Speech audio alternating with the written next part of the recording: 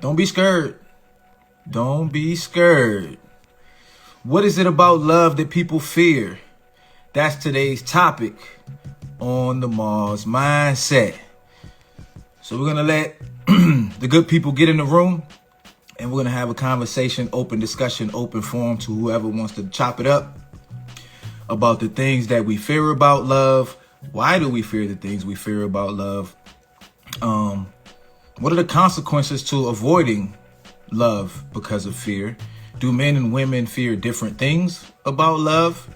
And is just in love in general something to be feared?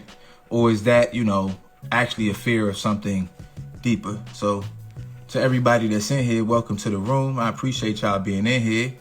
I got the screen recording. Going. So this will be available on YouTube tomorrow morning at around 9 or 10 a.m. If you miss any parts, make sure you tap the bell on my profile. Hey, Julie Bean. Make sure you tap the bell on my profile so you get the notification every time I go live. And if you want to support, one of the ways you can do that is to go to www.IAmChellsXstore.com and cop a t-shirt or a mug or a water bottle or something like that. Ain't nobody getting your dollar. Oh, nah. I ain't handing out no dollars today. I did it myself. So, but yeah, it's a bit of a process because I kind of got to start the screen recording and then start the live, and then I don't want to just start talking because the screen recording ain't on and popping yet. So all of that good stuff. But fear of love. Why do people fear love? I think it's because they fear the potential pain that comes with it. But love is a gamble. So in order to win, you got to be willing to lose.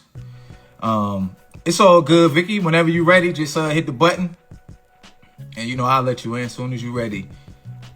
If anybody else wants to come in, you're more than welcome. If not, I can always go with my A1s.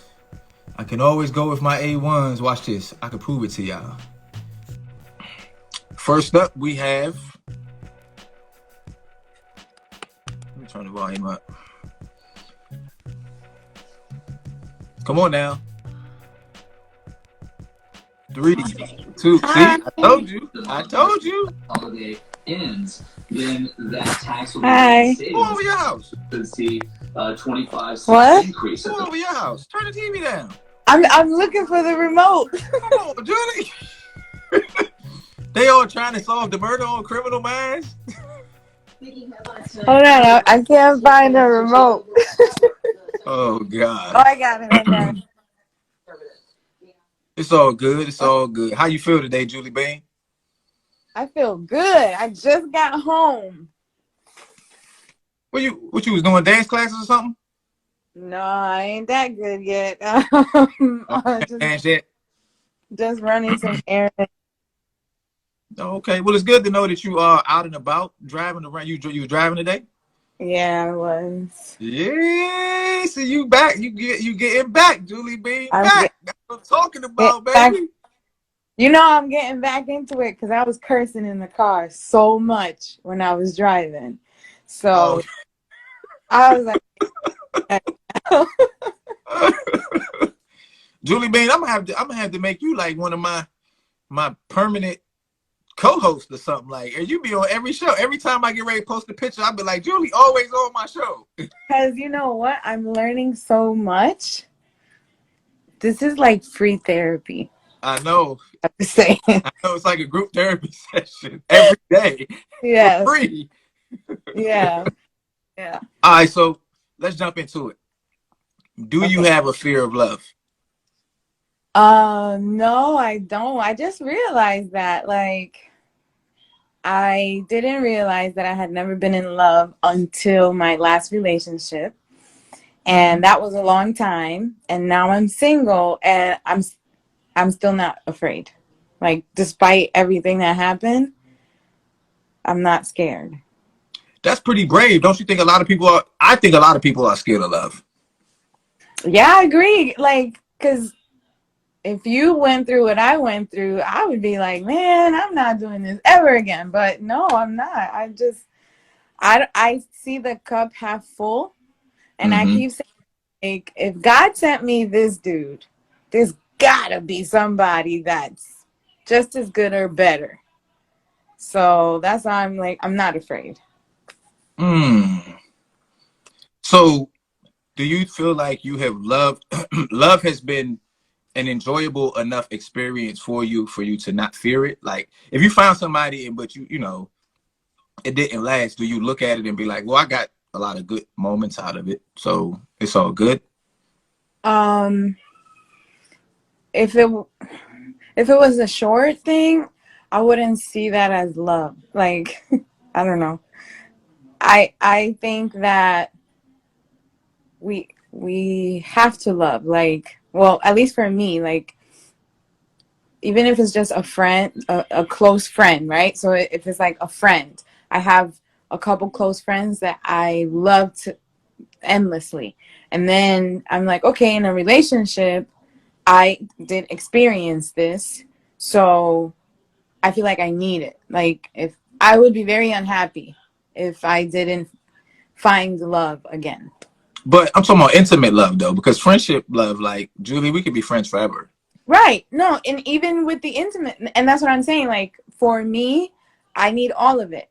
I need the Uh, friend of the friends forever, and I need the intimate. Like I don't think I would be good by myself for the rest of my life.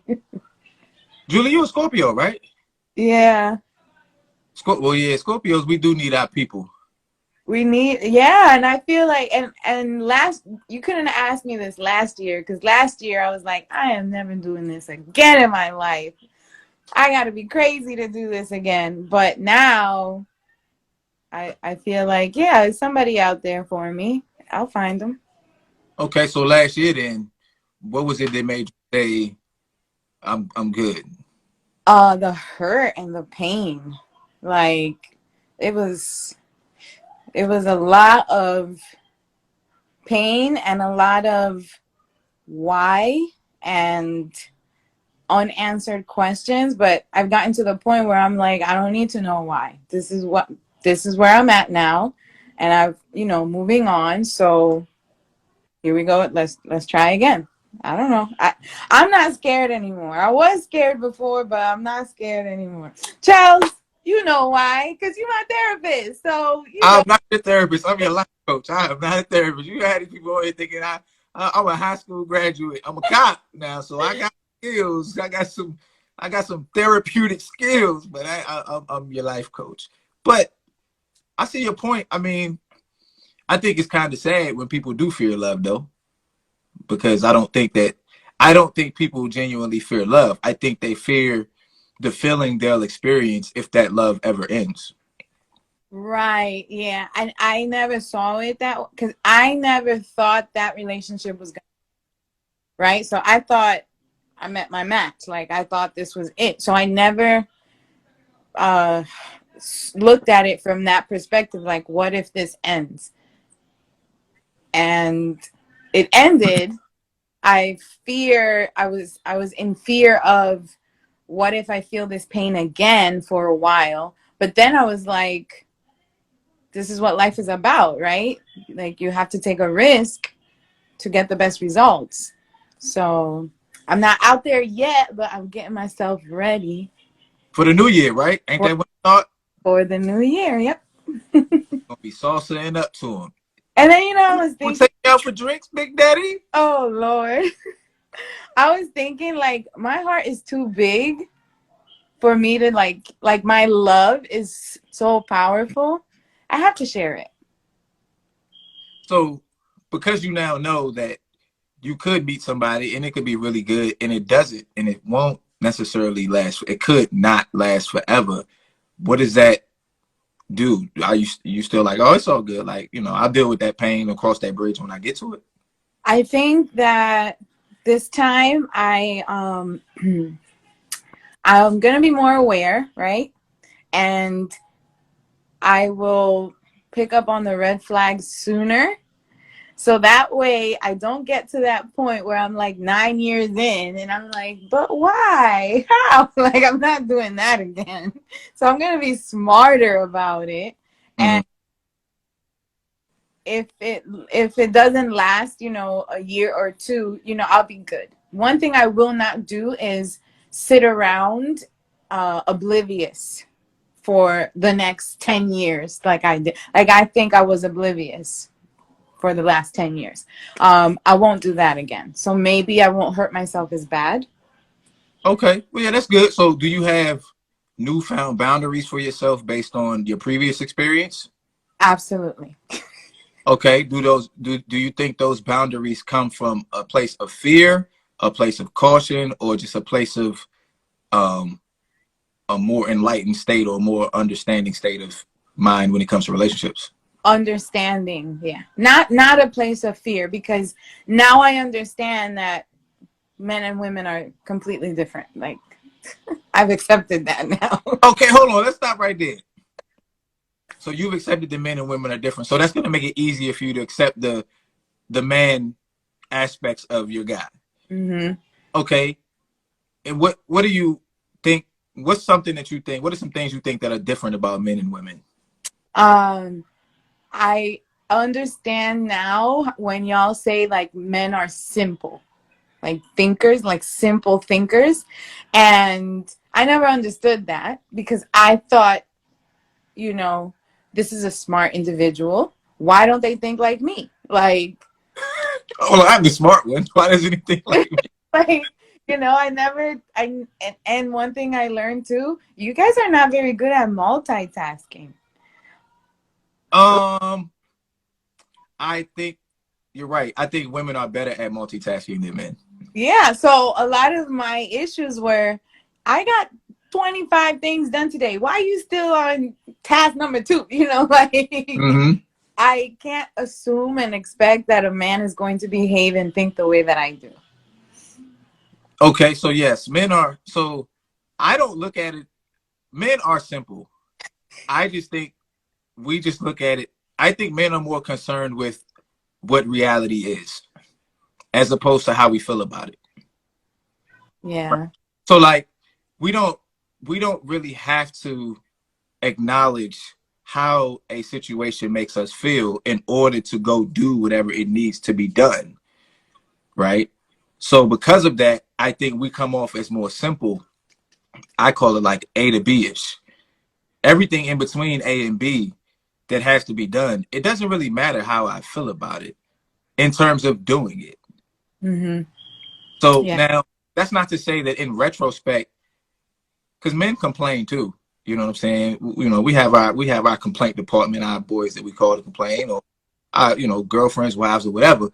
But that's almost after we've done it. Yeah. Which does not make sense to me. Because why are you going to do something and then complain about it?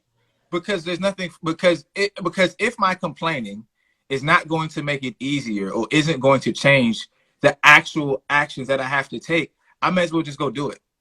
But then why complain afterward?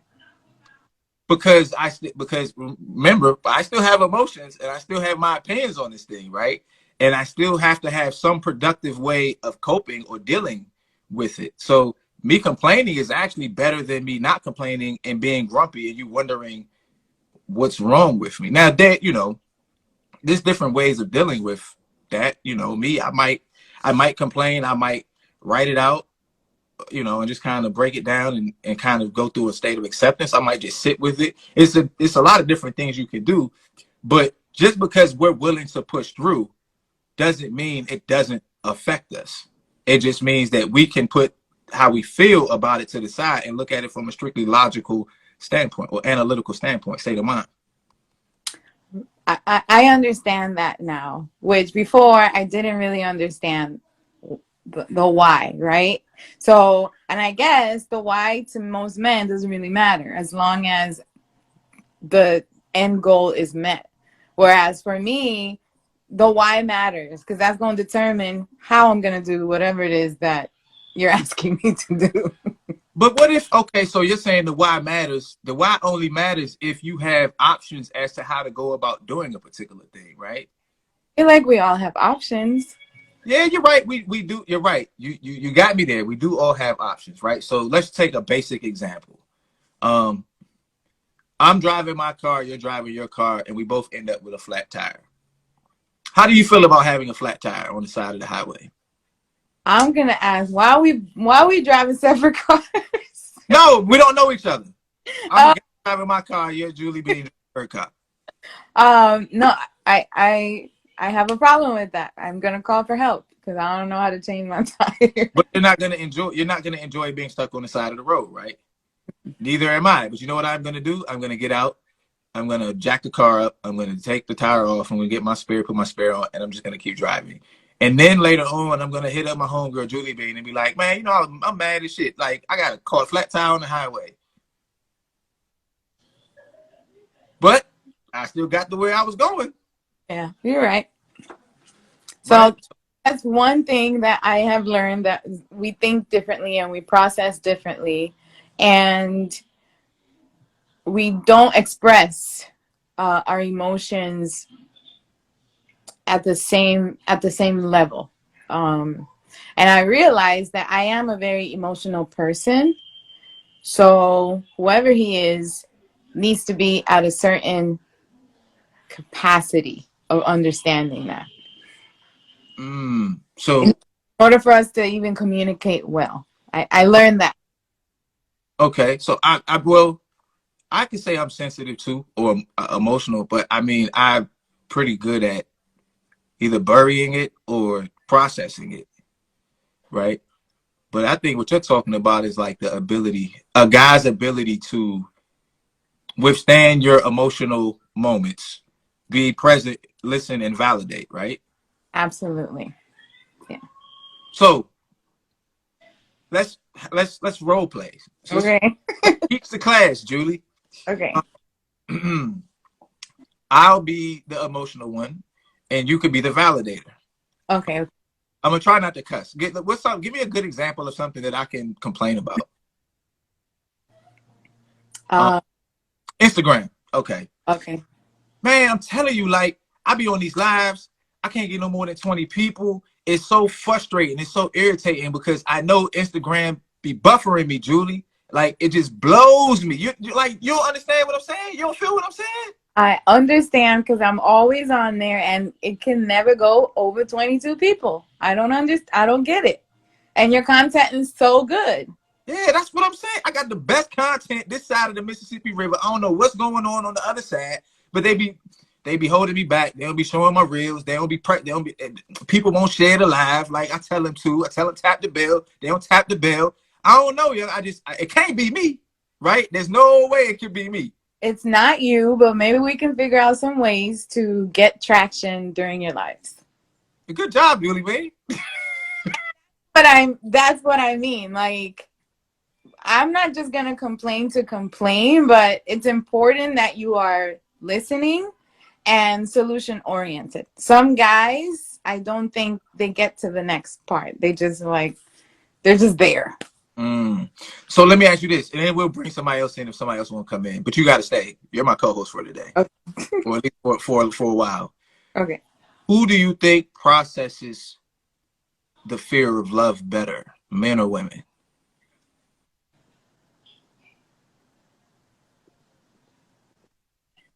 I think women. You think And women handle it better? I'll tell you why. I mean, I don't know a lot of men that sit in their pain and sit in their fears and figure out a way to get through it. They just ignore it and move on with life and keep making the same mistakes over and over and over again, and not acknowledge what the issues are to improve. Well, what do women do? I think that women try, well, not all women, but once we've reached a certain age, well, not that either. But because, some older women still haven't figured it out. But I think women probably would tend to figure out what's going on with them, like internally, versus also jump from relationship to relationship and just sweep things under the rug. Like, I feel like there's more women in therapy than men. Oh, yeah, absolutely. I agree with that. I never thought about this. I'm asking you questions that I never really thought about. Um, Chanel said when we process our emotions. So she's saying, and what you're saying is that women are more willing to process our emotions. Yeah. Doc at the she at the gym. She Yeah. Yeah. talk. I'm sorry. No, Yes. you ain't got to apologize to me. You good? Can you talk? I'm good. Yeah, I'm good. Okay, let me ask you this, Doc. Um, have you ever had a fear of love? Yes. Yes. What was it about love that scared you? Just the whole idea of being hurt, Mhm. from past, and again, it has to do with past relationships and being hurt, so that's where the fear came from. So does the joy of love, because if you've experienced the hurt, that means you've experienced the good stuff. Does the Yeah. joy outweigh the pain? Yes, when you're in the moment, but it's one of those things where I had to build up some kind of, not so much a resistance, but to help myself understand to to be able to deal with the pain that came you know from a relationship where you were hurt so much. Hmm Okay. so so because I found myself, like, you put your hope and your faith in somebody, and then something happens and something goes wrong. So when something goes wrong, it's like, you say to yourself, oh, he would never do that, he would never do that to me. But when they do, it's like you're so broken and so distraught because you thought that they never would. Yep. So it taught me that further in other relationships, don't put nothing past nobody, Mhm. because it can happen. So do you think men or women handle a fear of love better? I want to say, I think women do, because, like Julie said, women are more likely to get into counseling and things like that. Men, especially in the Black community, men in counseling, it's harder for them to say, I'm going to go to counseling. You know, Mm-hmm. so I think women handle the fear of it better, because when it happens to men, and not all of them, either sometimes they just move on to the next, Mhm. or the response is so drastic that it's like, whoa, so that's why I want to say woman.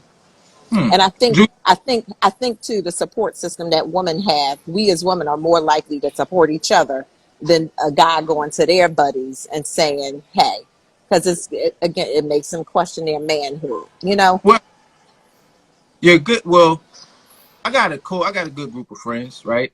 Mm-hmm. Now, I will say this: if one of my friends come to me and he's kind of beaten up about his relationship, I'm going to give him all the options that I think are possible. One of which is to just get back out there and do your thing Right. recover from it, So you're right. That is one of the options, because maybe that's what works. Maybe that'll get. Maybe that's like your short term solution to dealing with negative emotions. Like, Mm-hmm. jump back Mm-hmm. out there, dog, and then we come back. See me in a week, and we can all talk about it. But Julie, what was you about to say? Mm-hmm. So, like, the other thing that I was gonna say is too, when we're in relationships, like women and men, and we're in love or whatever the situation is. For me, what I've learned is it's always the woman that recommends counseling for marriage counseling or therapy as a couple. And I think a lot of the reasons why we make that suggestion is because we are trying to keep that relationship going, right? Try to salvage or whatever. And we make ourselves vulnerable and we say, okay, I don't know what's going on, but let's go to therapy, or let's go to the church, or let's get our pastor involved, like getting a third person involved. I rarely hear that men say, oh, I got marriage problems, let's go to therapy. You know why that is, Julie? Why? Because women are better liars, right? That's why. So I'm gonna explain it to you. See, men, we get caught, right? We get caught. That's why y'all be like, you know, maybe we should go to counseling. Women don't that y'all don't get caught at the rate we do. So we don't even realize there's a need to go to counseling. We think everything is good. She's not talking that much, so she ain't fussing at me, right? So like it's like going to school and getting a C. Like I wasn't the most brilliant guy anyway, so yeah, as long as I ain't got to read through this class, we good, right? But we be getting caught. So that's why, that's one of the reasons why, right? And truth be told, like women are just more willing to talk about and better at expressing emotions.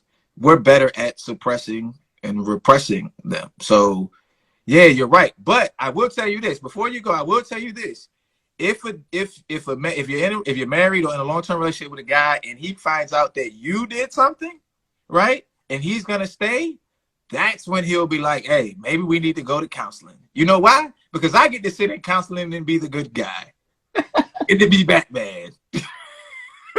I didn't do anything, Commissioner. It was the Joker. No. But that just, the point that I was trying to make with that is that's why I think women aren't as fearful as men, because we try before the relationship falls apart. We are trying, even if it's not something we did. We're still trying to make things back to what they were, or make the situation better. And that's why I think we're, innately, we don't fear it as much. That's just how I feel about it. I just think y'all, yeah, I mean, I agree, but I think y'all are just better. I think one other thing to it too is that I think women, how would I put this? I think when in a good relationship, things begin to go bad, I think deep down, women have a larger fear of being alone than men do. So I think at the baseline level of fear of being alone, women are more likely to worry about not finding someone, and men aren't. I think men genuinely believe there's other fish in the sea. And even though I love her, and I may never love anyone as much as I love her, this other girl should be okay. She'll get me across the finish line, you know. I got somebody leaving my life insurance too.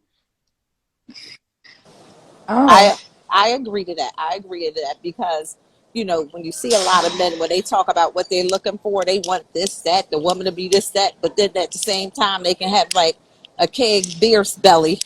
You know what I'm saying? Lord, absolutely. So they're like, somebody gonna get me We're regardless. But we have to do so much to attract, men. yeah. Well, y'all got no competition. You know, I mean, it is what it is. Yeah, y'all had more. I think Doc, you was on the show when we were talking about it before. We say it's 1 in 5, but in actuality, it's like 1 in 8. So I mean, for every one of me, there's 8 of you, which makes competition for me scarce, and competition for you extremely heavy. So in reality, there are more fish in the sea for me, and you're fishing in a pond that's got it mostly guppies. What's a guppy? I think a guppy's like a little irrelevant fish. Fish. None of God's creatures are irrelevant, but I mean in But terms of it's like, a swamp. It's a swamp. It's a swamp. oh, okay, It's yeah, it's not a babbling brook. It's a swamp. yeah. So I mean that's interesting though. But yeah, I think I do think women are better at processing emotions. But I think once a guy has been hurt and he does have fear, like the wrath that occurs after that is like way worse, right? And I mean I think in almost in any capacity, right? Like, of course you have your TV shows like Deadly Women, right? But men are statistically way more violent than women, right? So if a guy gets hurt, right, and he's going to act out violently, he's like 99% more. He's like 99% more, has more 99% more of a chance of really doing something like extremely violent, right, to like a person in comparison to women, right? That is true. That is Yeah. true. Yeah, like 90% of violent crimes are committed by men. If you look at the stats, like that's who does it, right? Now, if you want to dig it deeper, you can find some stuff you probably don't want to find, but we'll leave that there. But like also, and maybe y'all could tell me, but I know with guys, if a guy gets hurt, he'll go on a rampage. He'll just become like, I'm about to just hit everything moving. Anything that looks my way, I'm using her to get rid of this pain. And it's really an ego building exercise too, so that I can feel like I still got it. Because even though I don't want her, she want me. So that means regardless of the fact that I got cheated on, somebody still want me. But I don't think women, as much as men, would do that. I mean, I Be- didn't. I don't know. because again, we get we get the men are players, but we whores. So that's what it boils down to. So,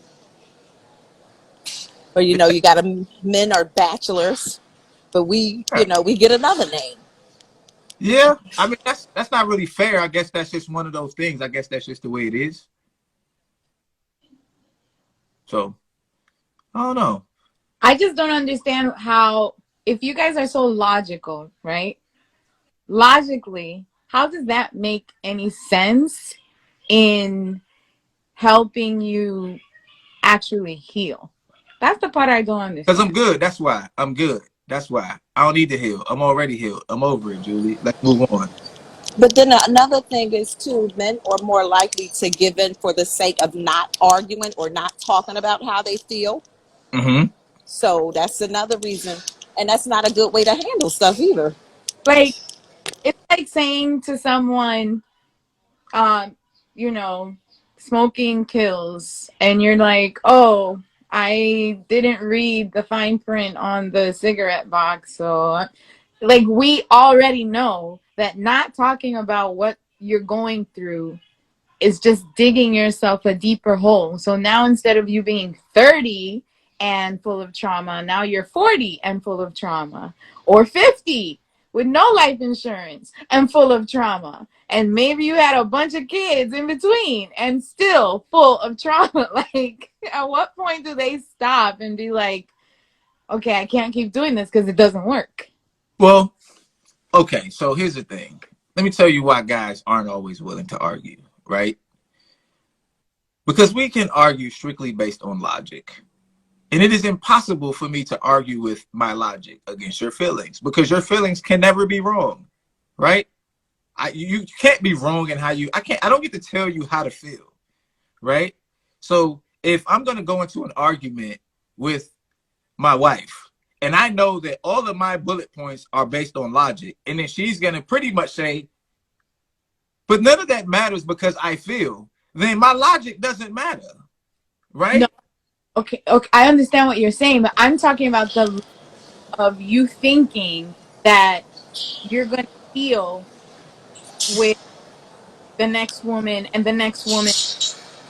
Like, that clearly is not a way for you to heal. I don't have to, it's not about arguing. It's just a simple fact. Like, there's got to be another way to approach your pain and, all that stuff that you're going Hmm. through.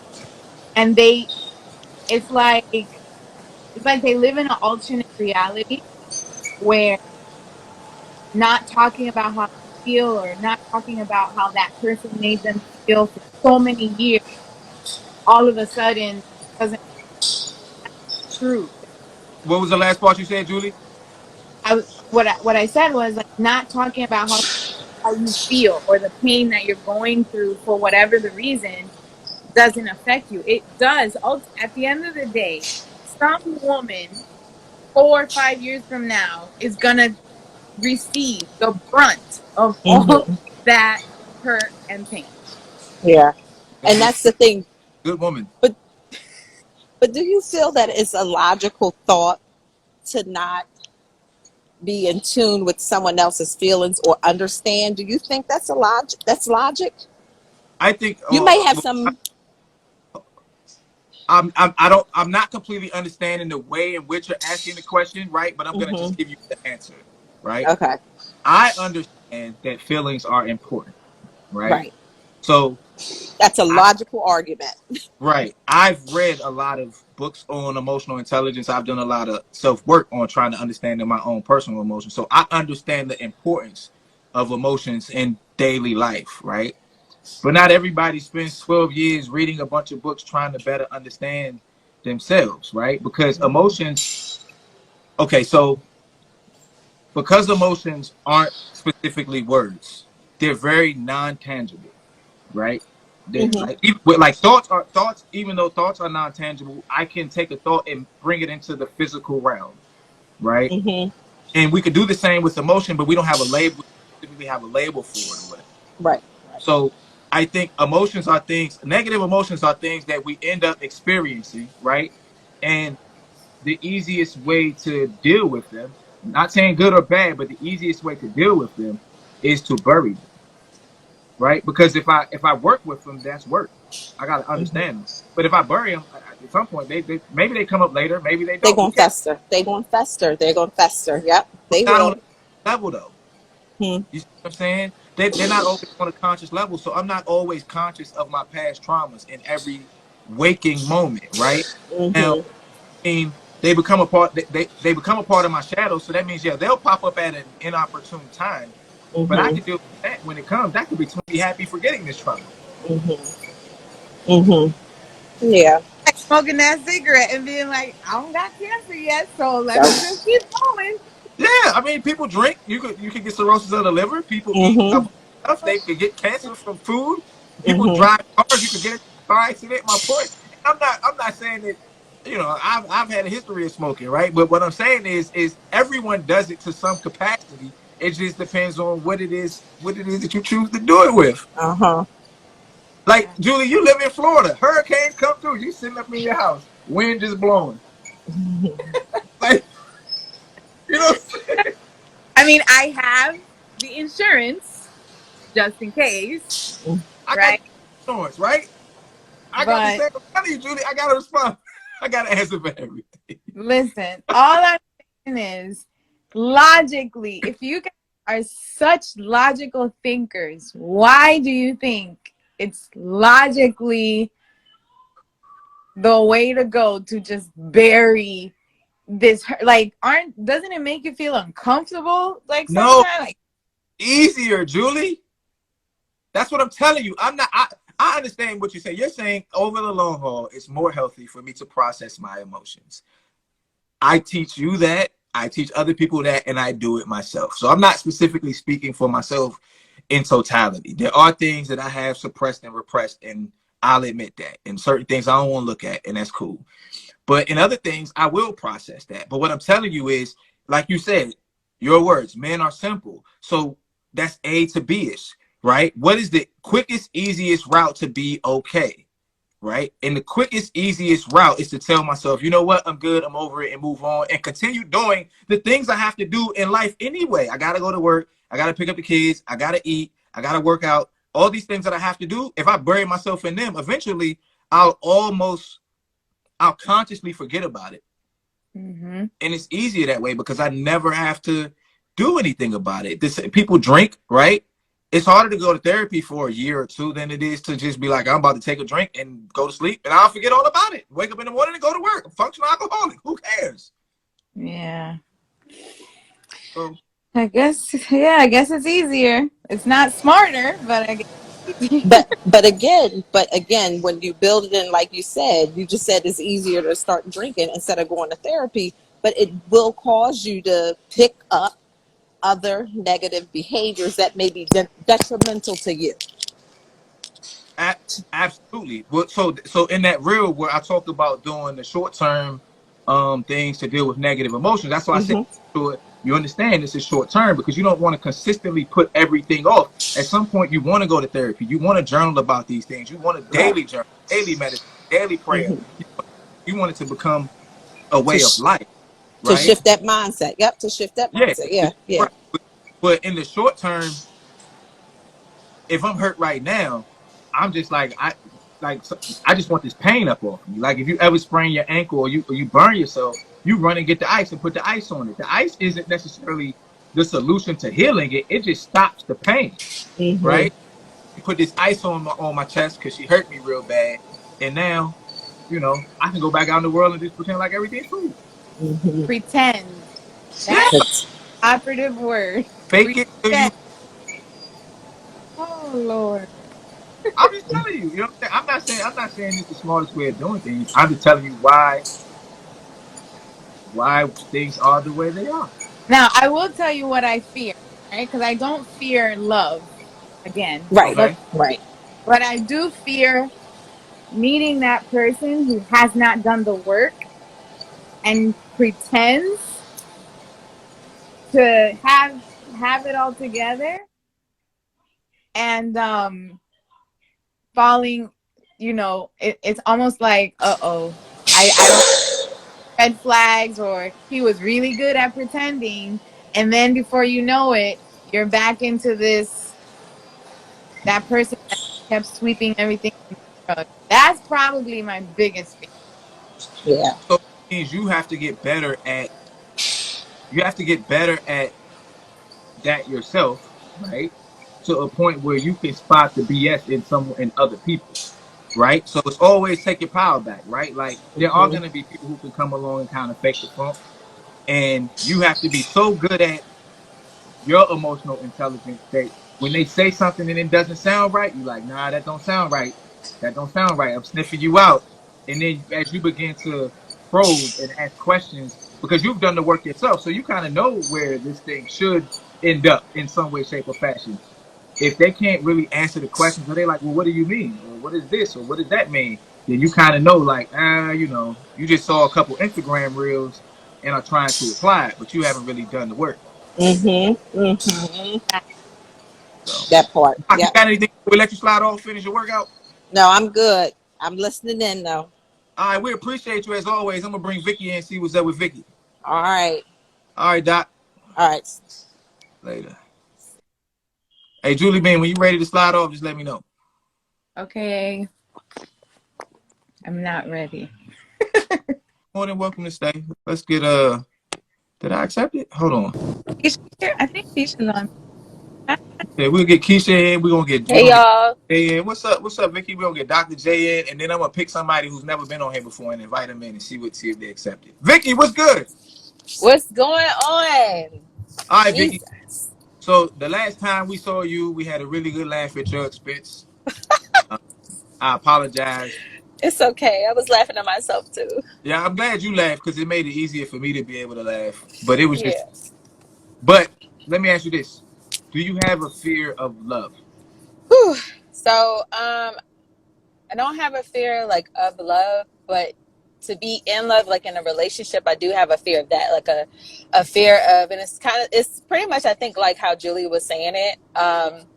Just fall in love with someone that is so good at pretending, faking it till you make it, that it's almost like I put in so much effort and time of being so real and authentic that I feel like I wasted my time. Now, in lieu of that, the fear of just, the unknown is always beautiful because it's all love is, can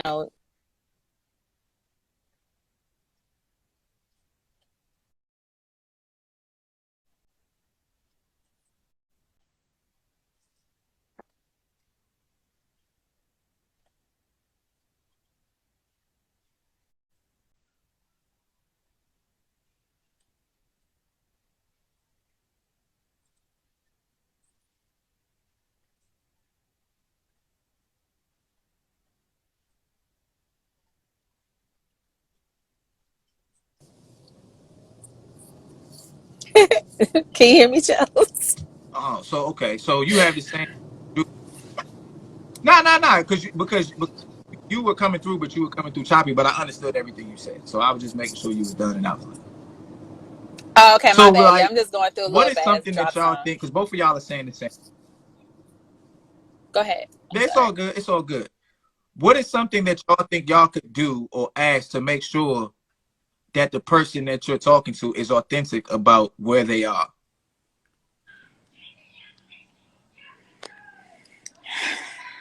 Crickets.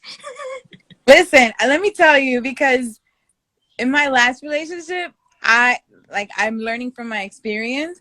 But when I tell you he was good, like a pandemic had to happen in order for everything to be revealed. Like that's how good he was. Like it wasn't until COVID that I was like, wait a second. So I mean, I know you said like asking the right questions, but I don't know. These dudes nowadays, they built different.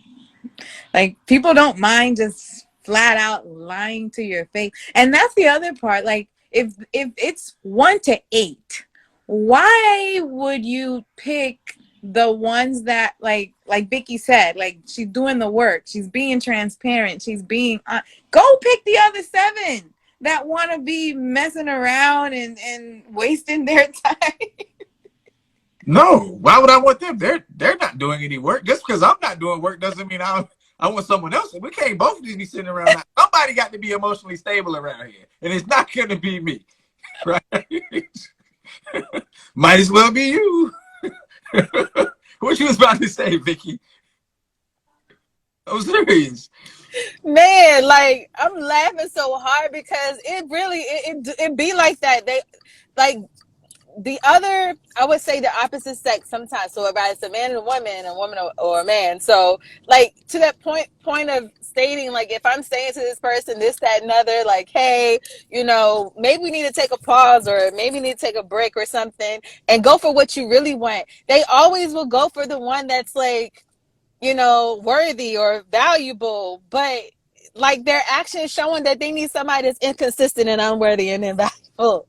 But nobody Like, but though. it's like you're wasting. I just fear. My fear is just like spending so much time on someone that's faking it that I actually might miss the real thing. Okay, so let me ask y'all a question. Julie, this is more for you because I know your answer. I should know your answer to this to a degree. When you're experiencing a negative emotion, how do you handle it? What do you do? What are some things you do to deal with negative emotions? What do I do now? Yeah, what do you do now? Because before it was not like that. Okay. I will write down why I'm feeling the way that I'm feeling, and I retrace, okay, what caused me to feel this way? Like, what was the trigger? And why did that trigger me? And by the way, I call Chels and be like, is this the right steps to take? Because I'm still, I'm still learning, but I pretty much have to figure out why did I let that person, whatever they did, affect me in this negative way. Okay, very good, Julie Bean. So you're going to actually sit down, take the time, maybe write it out, process, look at, call a friend, call somebody who you feel is intelligent. So you have certain tools in your toolbox that you know you can use when Mm-hmm. you're dealing with a negative emotional state, right? Yeah. Cool. What up, Mikhail? We'll get you up here in a second, right? So because you know that, right? If you turn around and ask this guy, how do you deal with negative emotions? He should say something akin to what you just said. Because if he just be like, I don't know, I just be like, man, whatever. Then you already know, like, okay, he ain't even processing these joints. He not processing them. And that's not to say that most guys are or doing it the way I would say do it, but he should have some example of what it is that he does in order to cope with and deal with. Now, if you know you want somebody who can talk about it, then optimally his answer would be, I do this, this is that, and then I talk about it. Right. And that's why I said now, because before I didn't even understand that to even answer your question. So I will admit, like, I would ask that question because I just want, I want to, let's talk about it. And he would be like, no, I'm good. And I didn't realize that to be a red flag until now. Yeah, I mean, I just think you good, Vicky. Vicky trying to find a good spot in the parking lot. You can tell, right? Because I might be driving around like, what? I got 4 bars. What's going on? But go Nah, ahead. Y'all keep going. Nah, you good now. But yeah, I mean, that's, to me, the more you do something for yourself, the more you know what someone else be doing in some capacity to improve. So those are the questions that you ask because you know the answers to those questions. Now, a good person may give you another thing. You know, they might be like, "Yo, whenever I get sad, I find a good book to read on dealing with sadness." You're like, "Oh, well, that's a good idea, right?" Are they doing something that? Matter of fact, that's a good baseline. Is that, are they doing something that I would do, or are they doing something that I would consider doing if I were experiencing negative emotion? If so, then, you know, because you're just having a conversation at this point, you don't know until it happens, right? Right. But that now you know what to look for, right? Go ahead, Vicky. I forgot. I'm sorry. I'm listening. What's going on? Oh no, it's all good. It's all good. It's all good. We were talking about the ability to spot the faker, right? Oh, yeah. So I asked Julie, when Julie's in a negative state of emotions, what does she do to deal with it? She might write down her emotions, backtrack to what caused those things. She might call me her life coach or whatever, or she has a toolbox of things that she does that she knows will help her get through that emotional tunnel, right? Mm-hmm. The process. So, Right. so if you know you have a process and you know your process works, then the person that you're talking to, they should have a process too. Because if you ask them, well, how do you deal with the negative emotions? And they just be like, man, I don't know. You know what I'm saying? I just be like, F that, whatever. Then you already know, like, okay, he has no process, right? Mm. And then you can suggest things. Well, okay, cool. Have you ever thought about, you don't speak English. Yo hablo español muy poquito. Ella aquí hable Espanol. muy, Yeah, muy bien, muy bien. How did I do, Julie? you did really good. Really good. Muy bien, muy bien. Muy bien. Yeah. So now so I was just saying that because you are in the process of it, right? Mm-hmm. Be able to know it. Vicky, for you, it's like if you know you want someone who's really walking in their faith because you know your stuff, you can ask them certain questions and they're just not going to be able to give you the correct responses. Because Right. I remember one time Vicky told you what questions she would ask, and you and Sam were like, "Why would you ask I such?" remember that. What was the, So, what was the questions? What was do you remember, Vicky? Yeah, I was like, "Are you saved?" And he was like, "They could say safe from what?" I was like, wrong answer." Hold on. Hold on. I missed that. You said, are you sane? No, Saved. saved. Oh, are Saved. you saved? Okay. Yeah, Yeah, but I that's mean, the question. yeah, I mean, we probably were saying you're probably gonna minimize the pool of men that you have to pick from, And right? that's what I want. Yeah, I don't want the pool to be so big. So yeah, you limited. Yeah. Yeah. So, But it was what you said though. That's what Julie was like. It was bringing up. Because you're telling us what to be prepared with the right questions, and she was. But then I don't know if you were saying that the question was too much, or I It don't know. was funny. Don't worry about it because I'm still asking the probably question. at it, like I'm meeting her for the first time. She's like, "Are you saved? Like, what are you trying to get me to come to church with you or something?"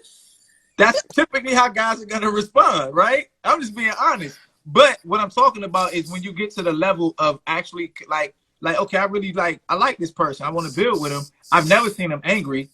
I've never seen him in a negative state of emotions. And you know how you just sitting around on a Sunday chill day, you just like, oh, let's have a conversation. Like, when was the last time you were sad? How'd you deal with it? This is how I Mm. deal with it.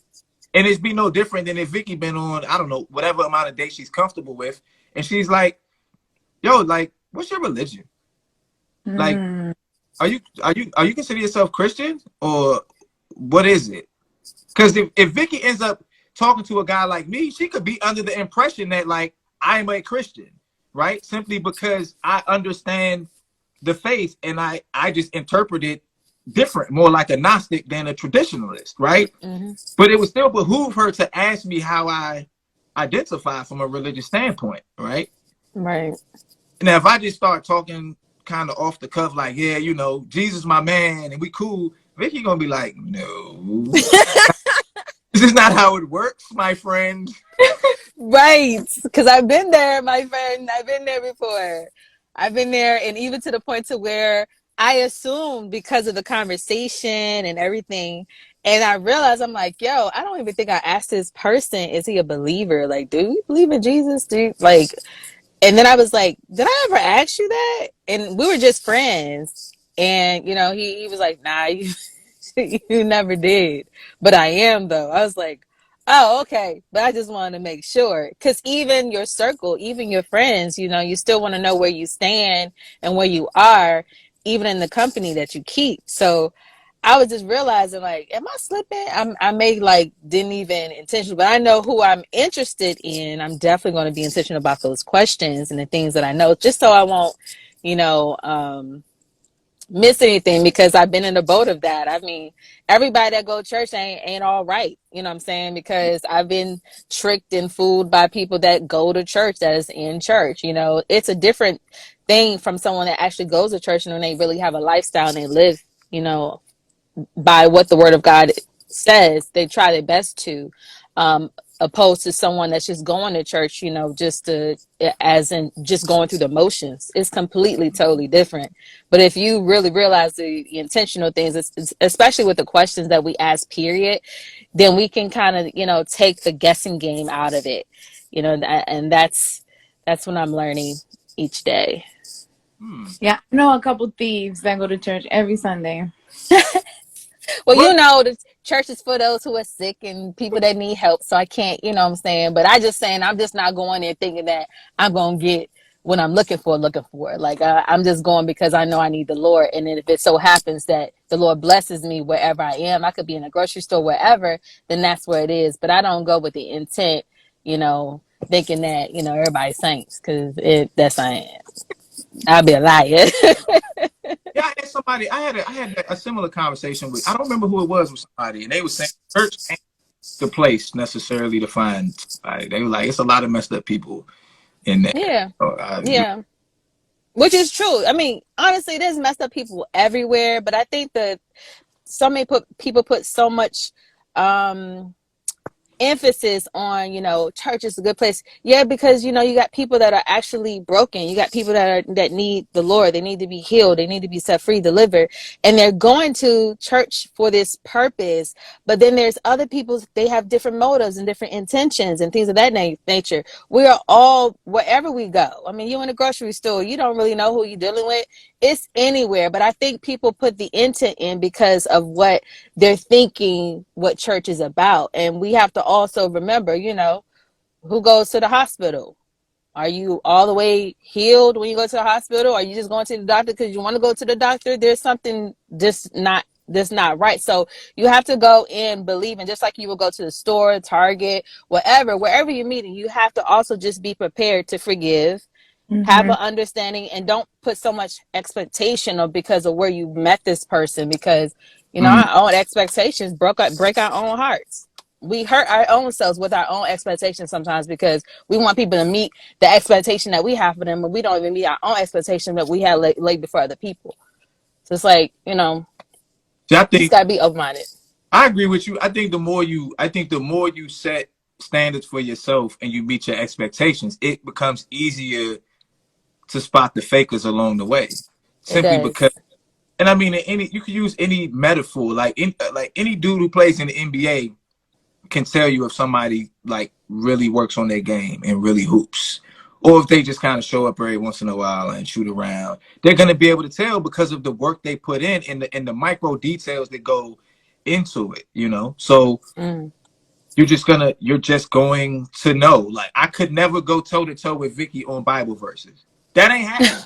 Now she could pick one and we could debate it, right? And I might be able to prove a point. But if the test is on what this particular one says and what it means traditionally, I'll be like, let me just take my L. Right? I'm glad you won't fake it. Nah. Well, Right. but see that also comes with trying to be who you think the other person wants you to be, as opposed to just being like, yo, this me. And if you rock with me, one of my best friends I talked to him the other day, I remember this was like 2-3 years ago. And I don't remember what I was telling him. I was telling him something about, just dealing with the public and people and whether people love you or not. He was like, look, Tails, whoever love you, they gonna love you regardless. Whoever don't, F them anyway. And I talked to him the other day and I was like, yo, I live by that, Like I It's genuinely true. live by that. Because what it does is it frees me up to be who I am. And if you rock with me, you're gonna rock with me. I don't really care about your celebrity status. I don't care about how much money you got or what you look like. If you cool with me and you rock with me, I rock with you. If you don't, that's cool too. Everybody ain't for everybody.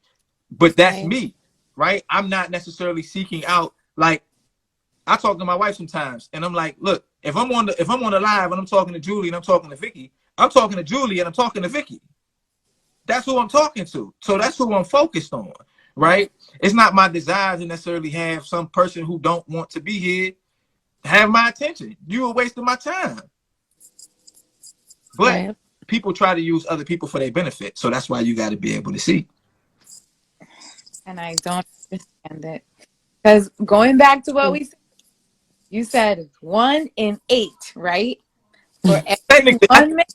Technically, it's 1 in 5. But when you get down to the realistic aspects of it, it's like 1 in 7 or 1 in 8. So again, there are 7 other women that they can go for. I do not understand why you come over here with your BS. I don't get it. Because simply because people who genuinely do like self-worth and are trying to improve themselves, other people are going to want to be around you. Like, people want to be around rich people, not but so much because they like them, but because there's a benefit to being around them. There's a benefit to being like, okay, if Julie at one point wasn't as emotionally intelligent as she once was, there's a benefit to us being friends, right? Right now, Chels, I can't dance, right? So if I were to take Julie's salsa class, there's a benefit to me being around you. We all are going to level each other up in some way, shape, or fashion. I know me. I know I'm not good at handling my emotions, so I'm gonna hang out with her. You know why? Because she might be able to help me. But you are assuming that that person is aware of that and wants to be helped. I am talking about the guy that has no clue what's left or right, up or down, whether But he he's coming. does. He does. Inherently, he does, right? Mm. As a man, I could go out into the world and see a woman that's like,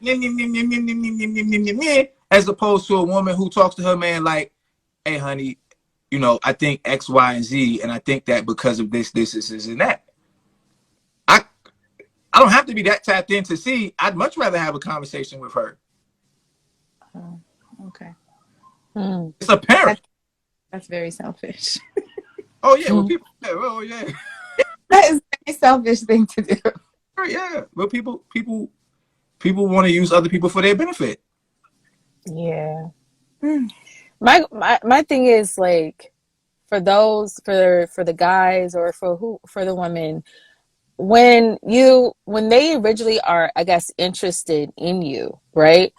And they may be healing, or whatever the case may be. My question is, do you think it's best for them to actually, because everybody's healing is different. And do you think healing in a sense of the way that a lot of men say, let me heal, of them dating multiple women, like how can you heal from that if You you're don't. dating multiple women?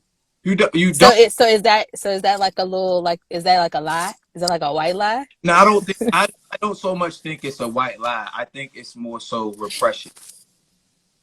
Because you know how they say time heals all wounds, right? Right. I wouldn't necessarily say time heals all wounds. Time No. distances your conscious mind from the trauma, but it doesn't specifically heal it, right? Right. Time will heal physical wounds, right? If you repress something, you don't even know that it's there. right? We all have aspects of our personality that we don't recognize that other people do, Right. That's true. right? So if I can repress this thing or suppress it to a point where it becomes repressed, then even if you were to bring it up to me, I'm genuinely going to tell you that's not me. From my perspective, like, yo, that's not me. I Mm. don't have to deal with it. You don't want to face it. You don't want to. Is I it? don't think I need to face it because I don't see it in me. Oh, okay. So Right? it's okay. It's not I'm self-aware enough to question who I am and why I am the way I am, or why I responded in a blow up that way, that I began to backtrack to, oh, this comes from this. So a lot of times when you see people get attitudes and blow up at people, they're not even blowing up at the person that's in front of them. They're blowing up at the person who originally caused them trauma, right? But most of us don't think of ourselves as bad people, right?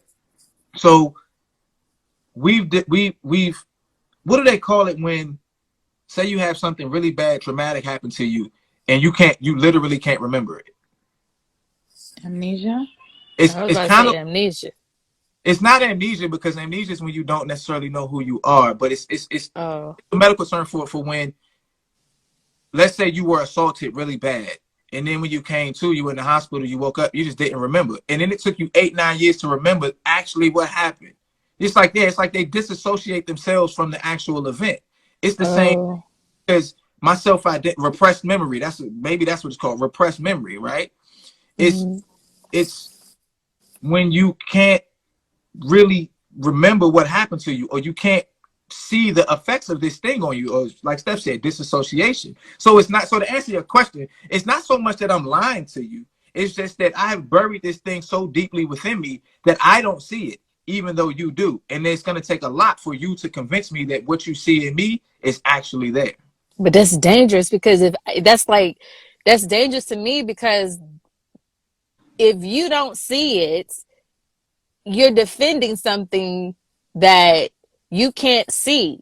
But your whole main goal is to prove me wrong, that I'm wrong, that what I'm seeing is not what it is.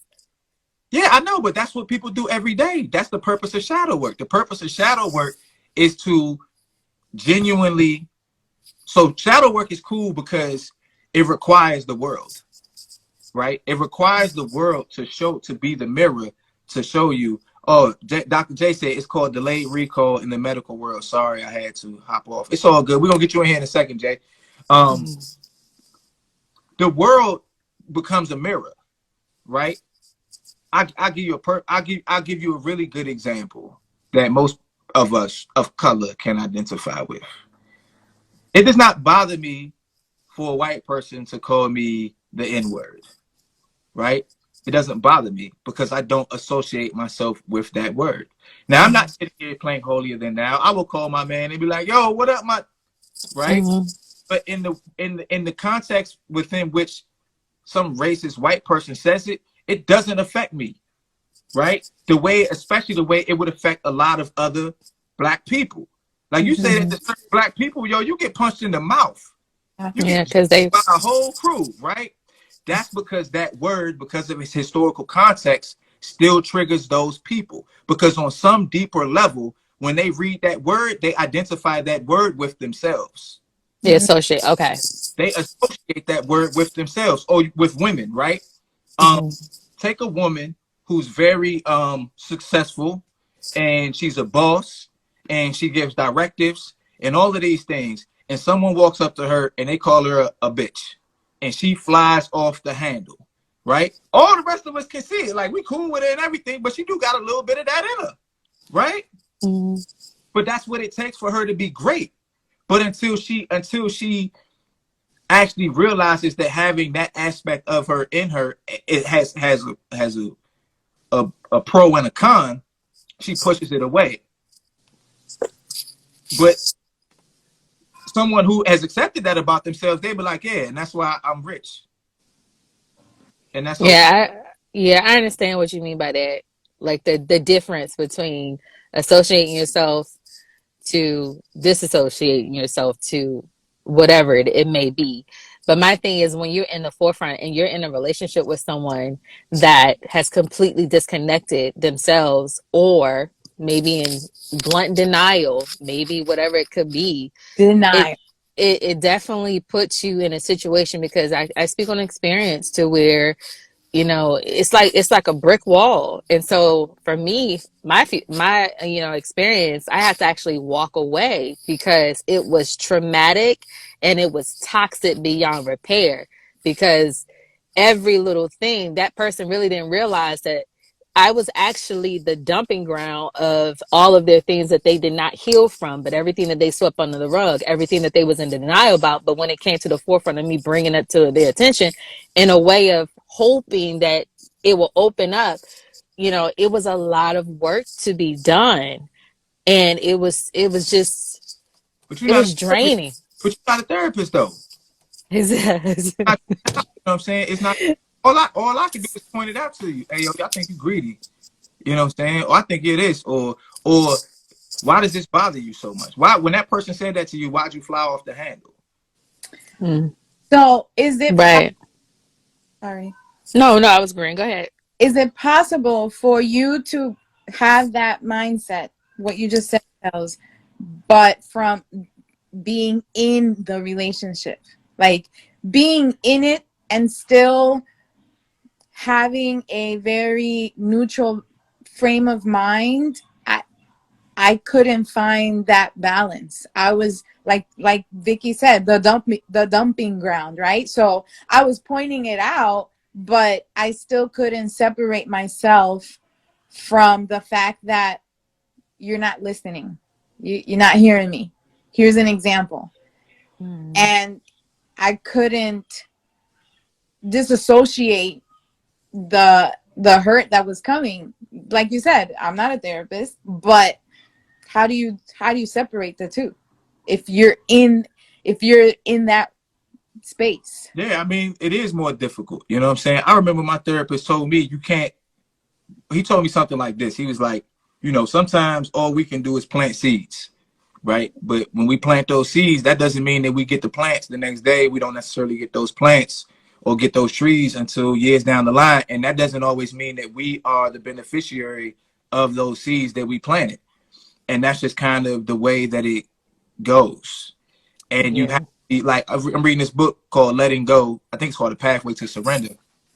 And it kind of talks about that. It talks about how you're not always going to be the beneficiary of your good work. That's sacrifice. Mm-hmm. And you have to, like, if you can't deal, then don't deal. But when you point it out to this person or you do something around the house or whatever, instead of looking at it like a chore, look at it as a gift. So I'm just telling you that I noticed this in you. If you don't want to change, that's on you. Now, if you don't want to change, that doesn't mean I have to continue being with you, right? I don't have to be subject. I got to take my power back. I can't be around your negativity. That's not my boundary. Is that I'm trying to be around somebody who's uplifting, and when they're in a negative state, we can talk about it, we can work through it or whatever. That's not you right now. I love you, but I love me more than I love you, and to subject myself to that. So I'm just letting you know I see these negative traits in you. This is probably something you should work on. And peace, right? Yeah.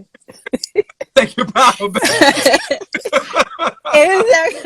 It's so crazy because that's what happened to my last engagement. I literally had to, I kid you not, I stated it in that way, Charles, like to the point to where, you know, look, you know, it's no hard feelings on my part. Like I'm not hurt by any means, because I care and I have love for you.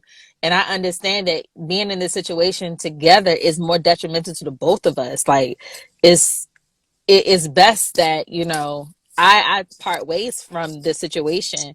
But yeah, it's deuces, you know, to that point. Because when you're in a relationship with someone, you care for them, you love them, you want to help.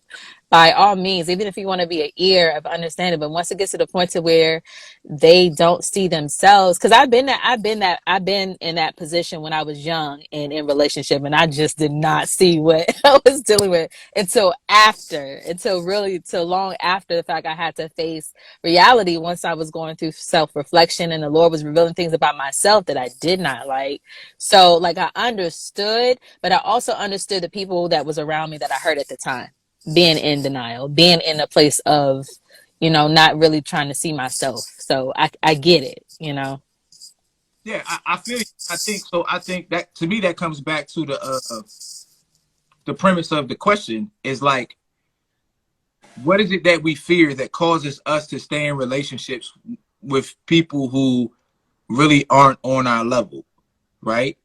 Like, what is so scary about saying? Because I think that relationships, marriages, or whatever, long-term relationships are the one things that we expect to last till the day we die.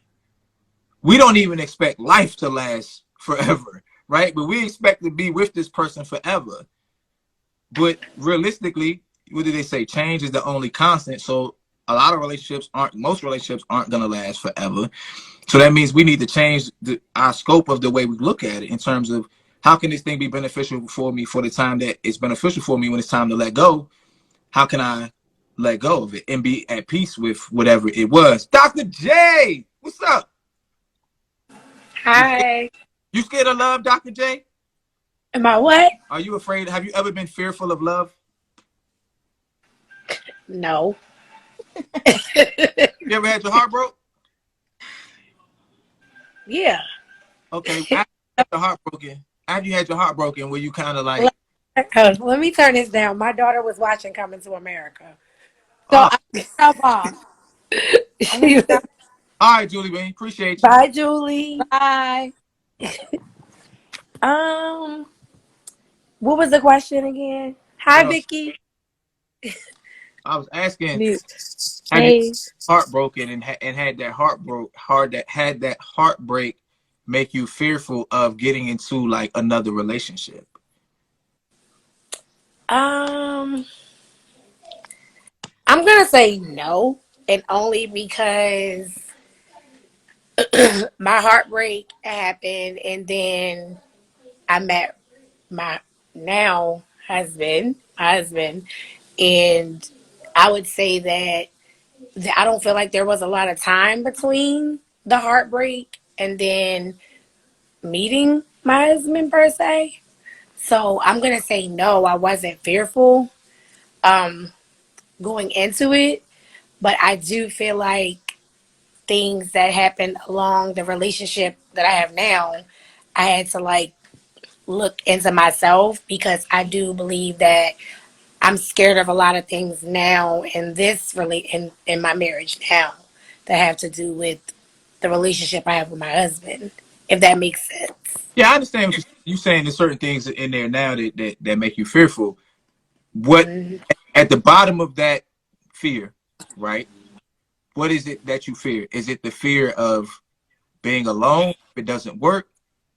Or is it just the fear of the pain of you actually staying there but it not being happy? Like, what is that fear? What's the worst case scenario The that fear could that come true, right? That could reasonably come true. What is the I worst think case? the fear, okay, so the way I feel is the fear I have right now in the relationship now would be, it would be pain. Like, I don't like, okay, so for instance, I don't like loss. Like, you know how, like, if you're in a relationship with a person and you and that person are no longer together, right? You understand what I'm saying? Like, you and that person break up. You and that person, so that loss that you have with this person that you spend time with, you cultivated a relationship with, they were around your children, you were around their child. The pain that comes with that detachment is what I fear. So I it's don't, the void that their absence would create.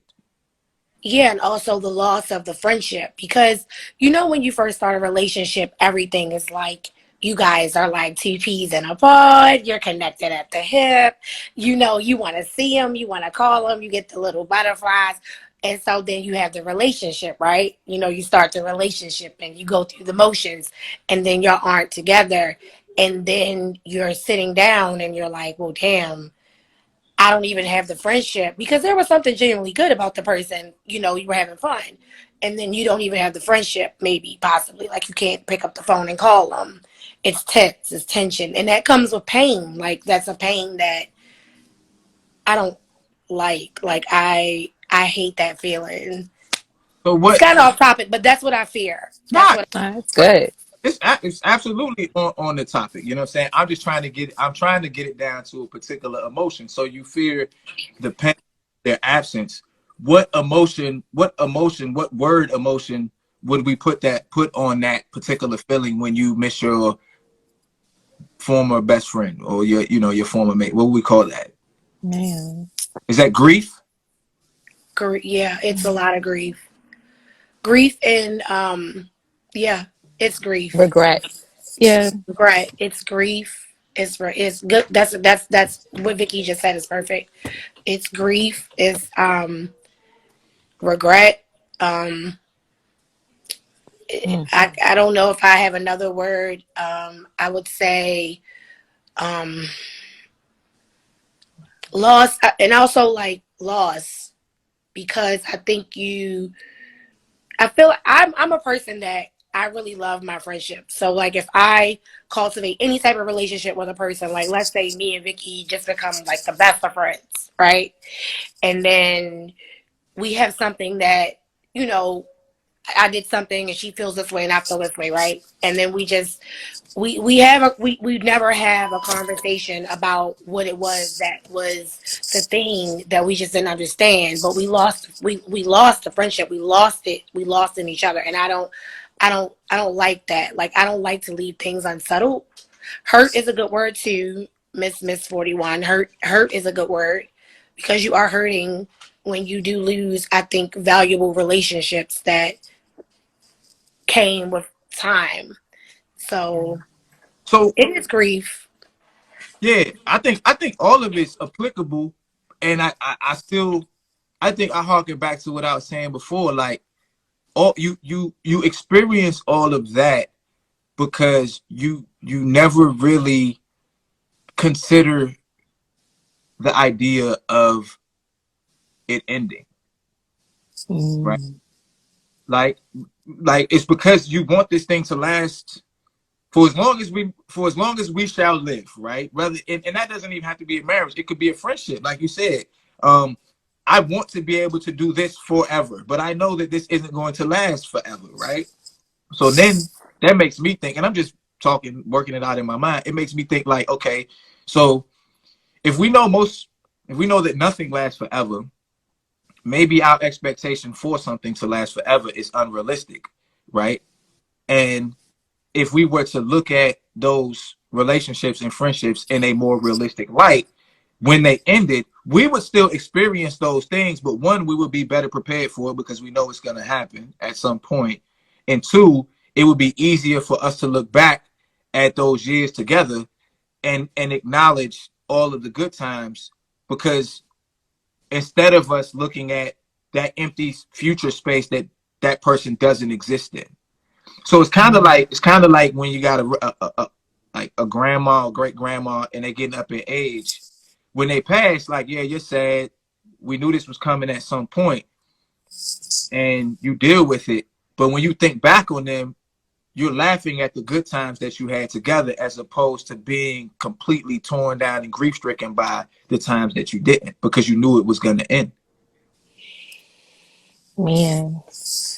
My thing is like when you have a really solid friendship with someone that you know, weren't in a relationship with first, and then that solid friendship goes into a relationship. Mm. It's almost a different type of feel when you actually just meeting somebody for the first time, right? And then you guys automatically get into a relationship. You don't really build the friendship. But when you build a friendship first, like a real solid friendship, and you go in, there is a heart connecting, deep connection that you have between that person that, like, when things go bad, it's like, whew, it's deep. Are, It's like, deep. are you saying like once if we're friends, once we kind of like open like Pandora's box or the genie's out of the bottle, we can never really go back to just being friends the way we were. Is that what you're Some saying? people can't do it.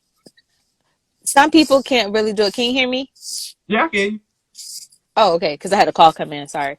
No, Some people can't really do it. Some people are just like, nah.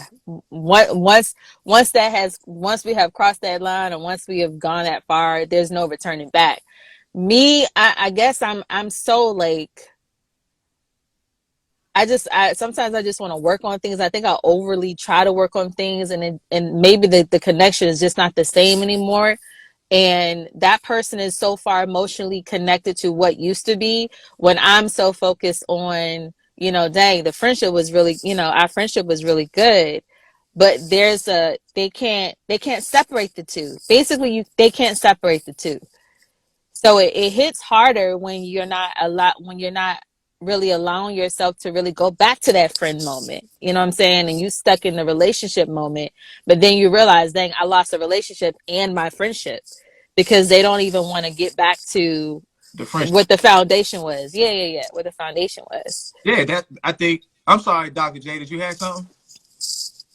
No, I was listening to Vicky. She was, yeah. I want her Yeah. to keep talking.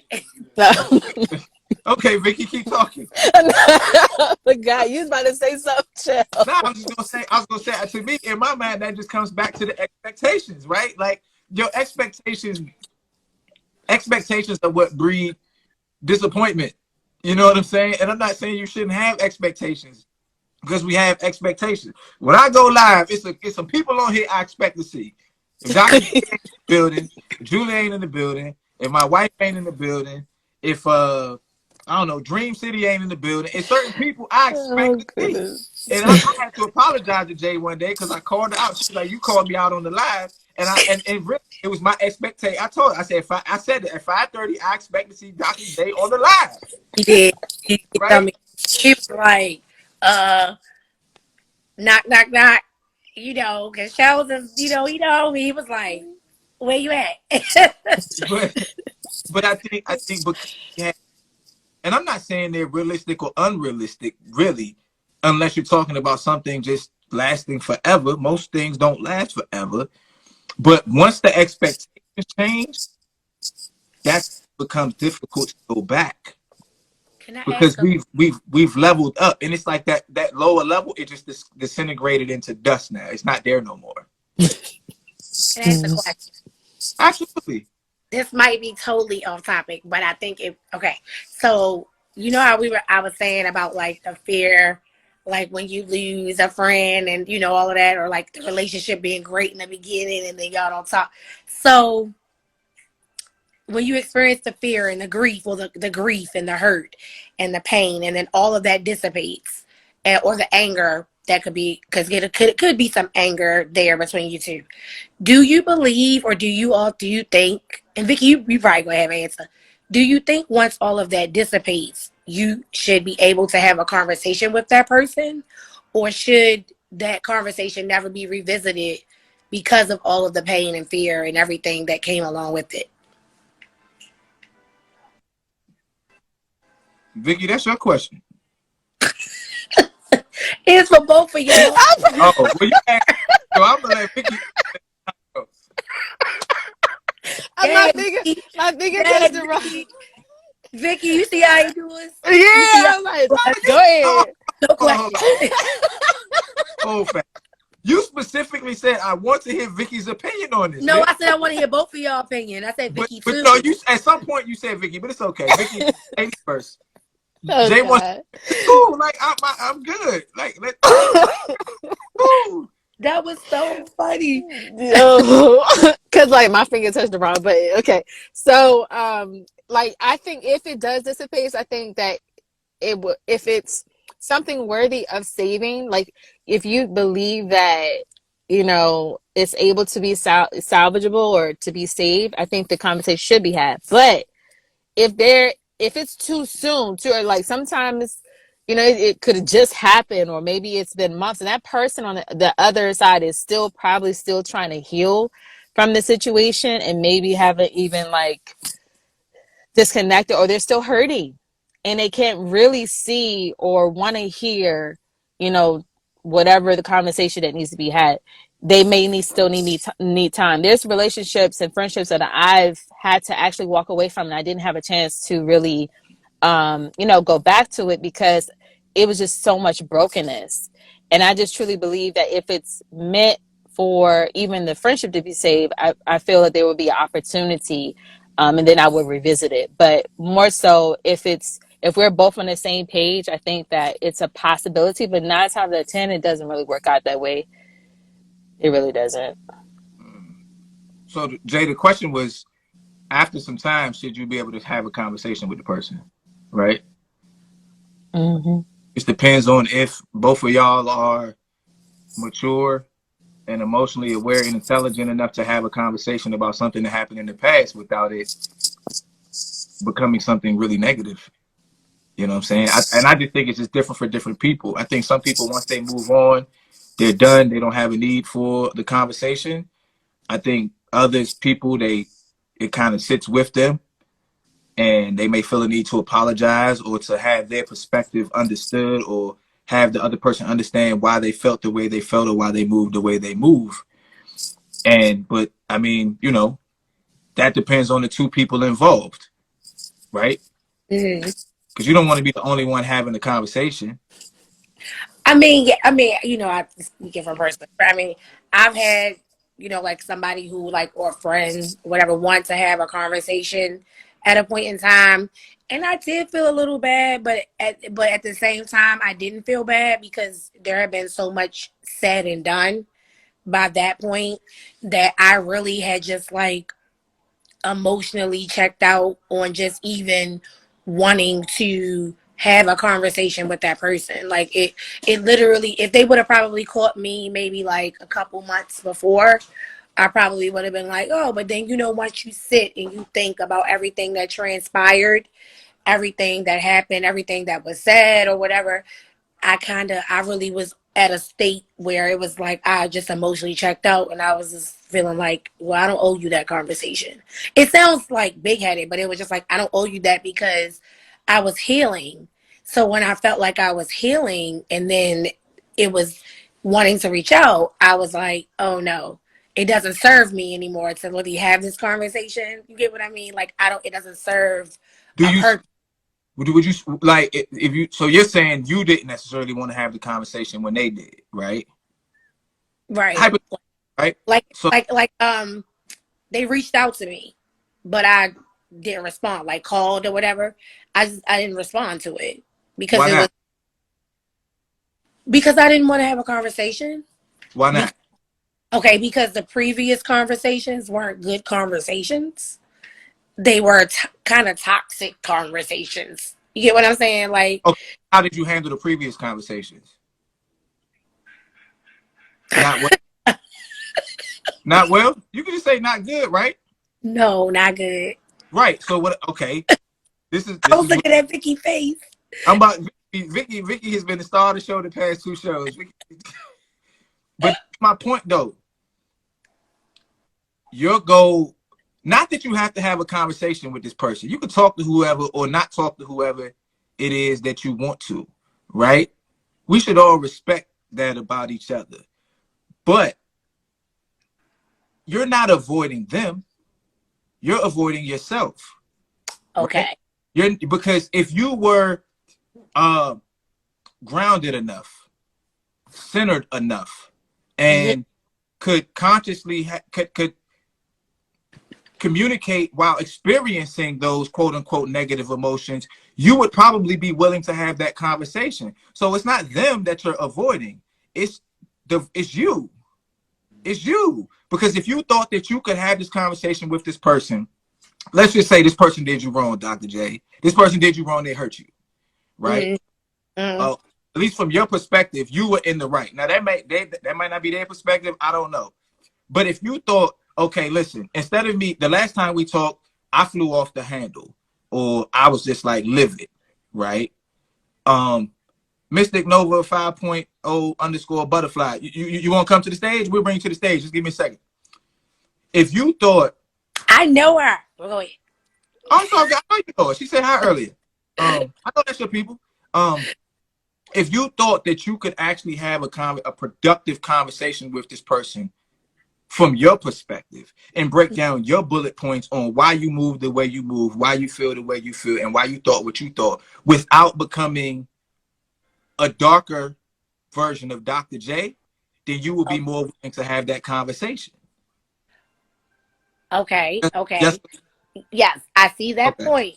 But is it also that, so, okay, you said that I'm running from myself, right? I caught that Yeah, right. that's Okay. avoiding you. So is it running from myself, but not also in a way preserving myself?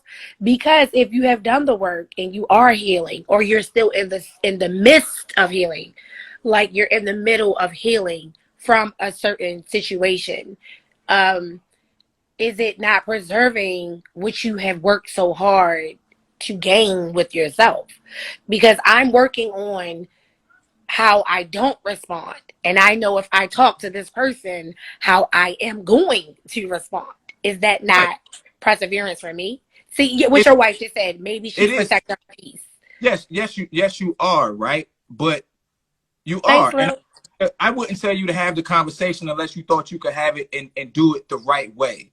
But what I'm telling you is that life has lessons for us, right? And the only way you pass a test is to take the test. You can't avoid the test and pass the test. You can't not show up for the test and pass the test. So at some point, that person is just a representation of growth that needs to occur within you. So it might not be them later on. They could step off the, I don't know, step into the street, get hit by a bus tomorrow. But you will, I promise you, run into a similar situation later on in life where you still are going to have to learn to effectively communicate while you're irritated, while you're frustrated, while you're angry, while you're hurt. And so you can avoid that for your peace. But avoiding Mhm. that for your peace does not facilitate your growth. You understand what I'm saying? Because you won't take the test. Now, I'm not saying that I'd have a conversation with every person who's ever hurt me. I'm, I was I'm about just to telling say. you, I'm Sorry. telling you that I consciously know that I'm avoiding a test at this particular time, right? Right? And I know that that test is coming later on. I was about to ask that question. Vicky on fire, boy. She said, What's "Well, I'm the about to question? say." What's the I question? was. I was about to be like, so are you gonna have a conversation with everybody? You gonna, Right. I was gonna ask that Oh, question.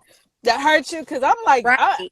Because see, I'm for me, tell you. this is right. For me, see, I'm working on it. I'm trying to work on it. But for me, like, I know, the buttons. I know your triggers. You know your triggers. So for me in growth, like you said, I'm running from it. But for me, I'm running from myself, is what you said. But for me, it's like, listen, I know this person, and I know that this person knows what button to like push.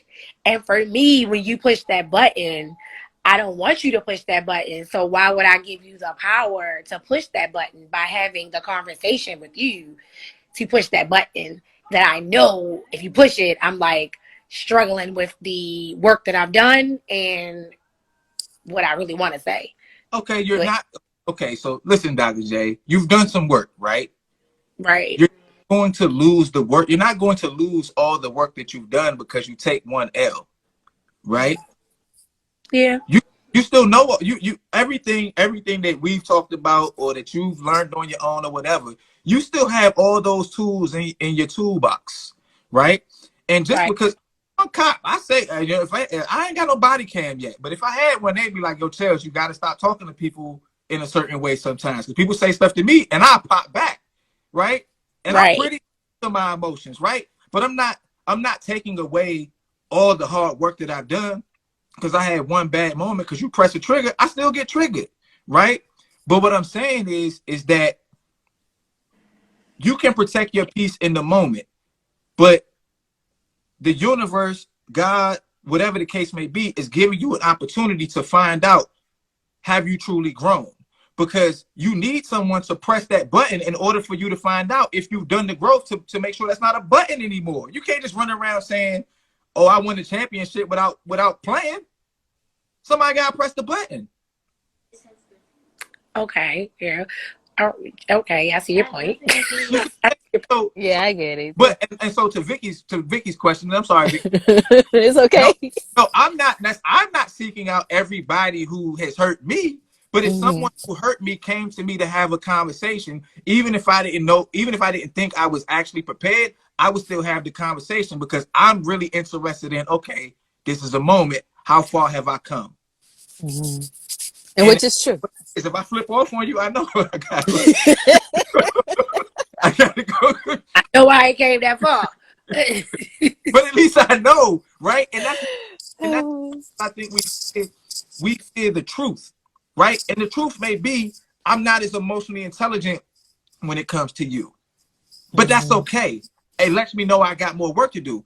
But if you come to me with the opportunity for growth, I kind of got it. I got to take that. And whatever it is, like, I think in terms of like sports, like if you're going to give me an opportunity to play, I got to be willing to lose in order to win. Because if I just don't show up, I don't get to be like, yeah, I keep working on my game and I know I'm tight. I know I got a little bit, but I don't want to lose. Hey, dog, we're going to all take some L's along the way, baby. And sometimes it's your L, but at least you know what you need to work on. You know what trigger's still there. You know how much that trigger actually works. Maybe that button isn't as easily accessible anymore. And you like, yeah, they got me. They did 4 years ago, right? So I'm getting better, and it's constant growth. And so,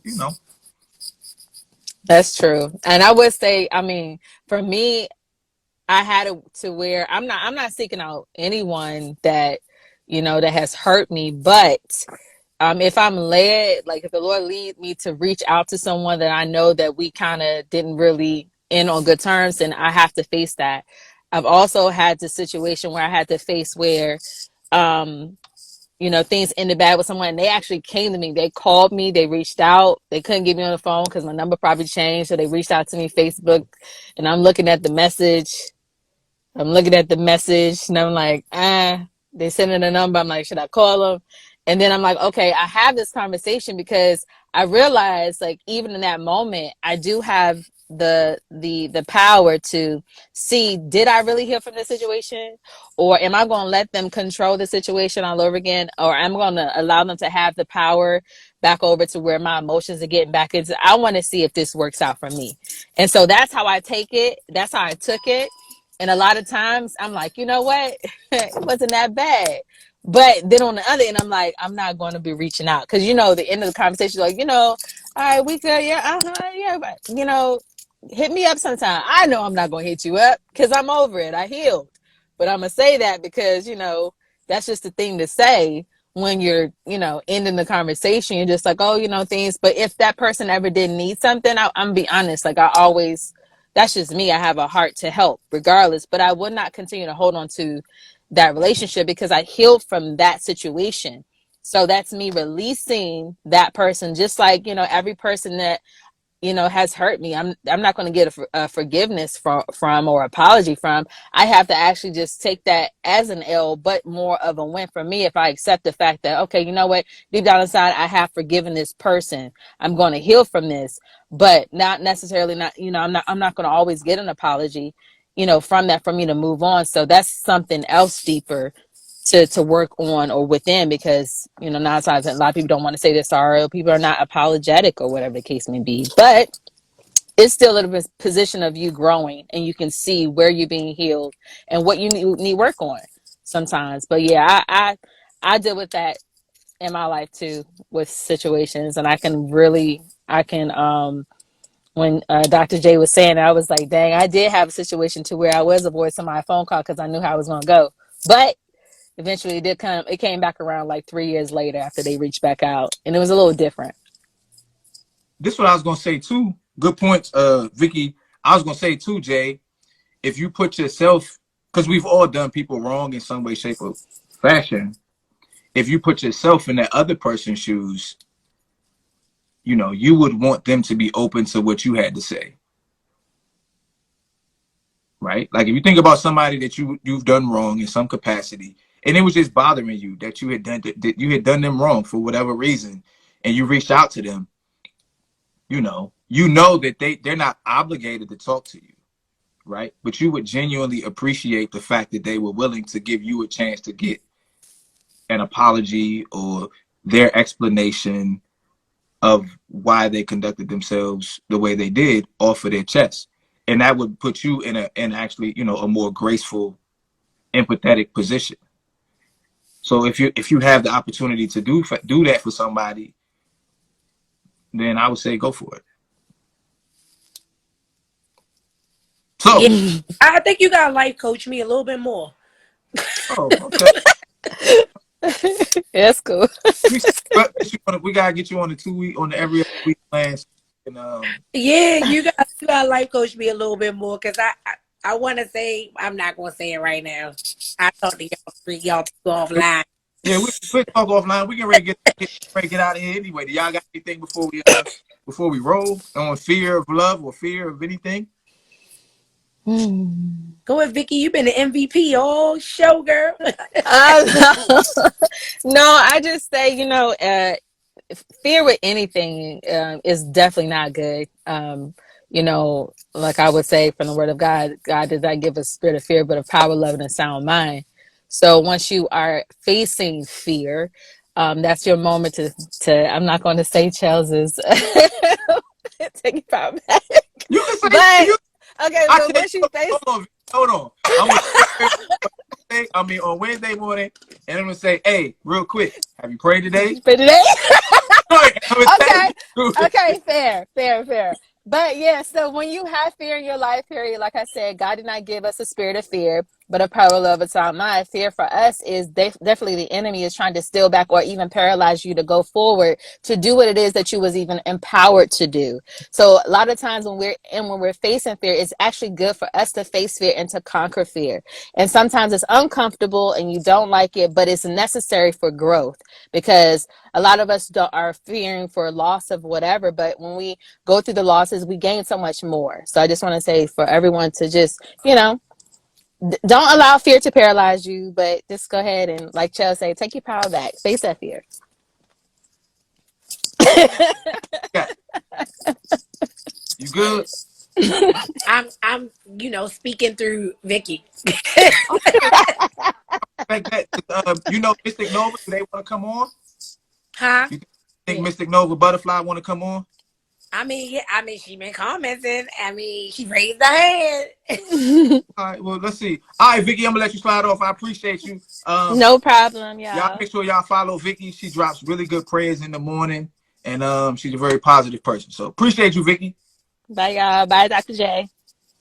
Bye, Vic. Yeah, I got other people calling you Dr. J. That's what I'm talking about. It's contagious. Let's Right. see. We got one more. Day. Oh, okay. Oh, that's Mystic Nova 5.0. Julie has some great comments today. Who? Hello. How are you, beautiful? Oh, Hi. thank How you. are you, sir? Beautiful. I appreciate that. Oh, how are you, handsome? Oh, thank you. No, I'm fine.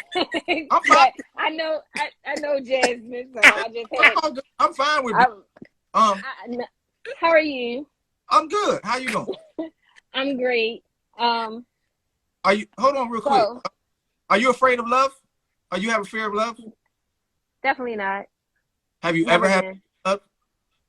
No, Do you think men fear love or women fear love more? I think it's equally the same. You think it's equally the same? Oh, okay. Anyway, so did you have something you wanted to say specifically? I feel like if back to what you were saying about not having a conversation. I believe that you were right on not taking the test, but also we as women would like to protect our peace. But at the same time, like you said, if you don't take the test, how you know you really heal? And then like I've been put in a situation before where I would have conversation with a, you know, certain person, and it was always that person triggering me until I learned the tactics. And then I had to set boundaries at the beginning of the conversation. Like, if you're not going to be real, if you're not going to be honest and open to your true, genuine feelings, then we cannot have a conversation. We're not going to point the finger at each other. I'm going to accept my wrong in the situation and move forward. But again, when you set those boundaries, that'll really let you know if that person is really up for that conversation. Because there's been a time when I set those boundaries and I let that person know, and they basically was like, okay, I gotta go, and basically hung up the phone on me. How you gonna come and ask me for a conversation, and then I set boundaries, basically trying to be real and open and honest, and you choose not to do those things. Okay. So I'm sorry, go ahead. so yeah, I just never really had a real conversation. Still to this day, I still can't get a conversation. Even though that person would address me to have one with me, still to this day, I can't get a real honest conversation out of the person. Okay. I've When you seen the person. I've seen the person who I was talking about. I've seen this person. We said not 2 words to each other. okay. I'm just asking. That's like a So both of y'all just avoiding the test. Oh no, I didn't avoid the test. No, I I never wasn't. No, avoided the no. test. I ain't talking about you. I'm Oh, talking about the person that you came All across. right, I ain't talking about you. Oh, No, okay. I'm gonna give you credit. But I only got a little bit of smoke with you. I got big smoke with Jay. So but this what I'm hearing though, right? When you say you set the boundary, who is the boundary for? It was for both of us, not just for me. Okay. It's for both of us. So It's not just for that person. I know me. I know I can only handle and deal with me. right. I know I'm an honest person. I analyze things a lot of times. Even it's been times when I was not in the right headspace or said the right thing. And when I stepped back and reevaluated the whole conversation, I was woman enough to go to that person and say, look, I apologize for the way I acted, or like real talk. This was very recent, and it was with an ex-husband and my children's father.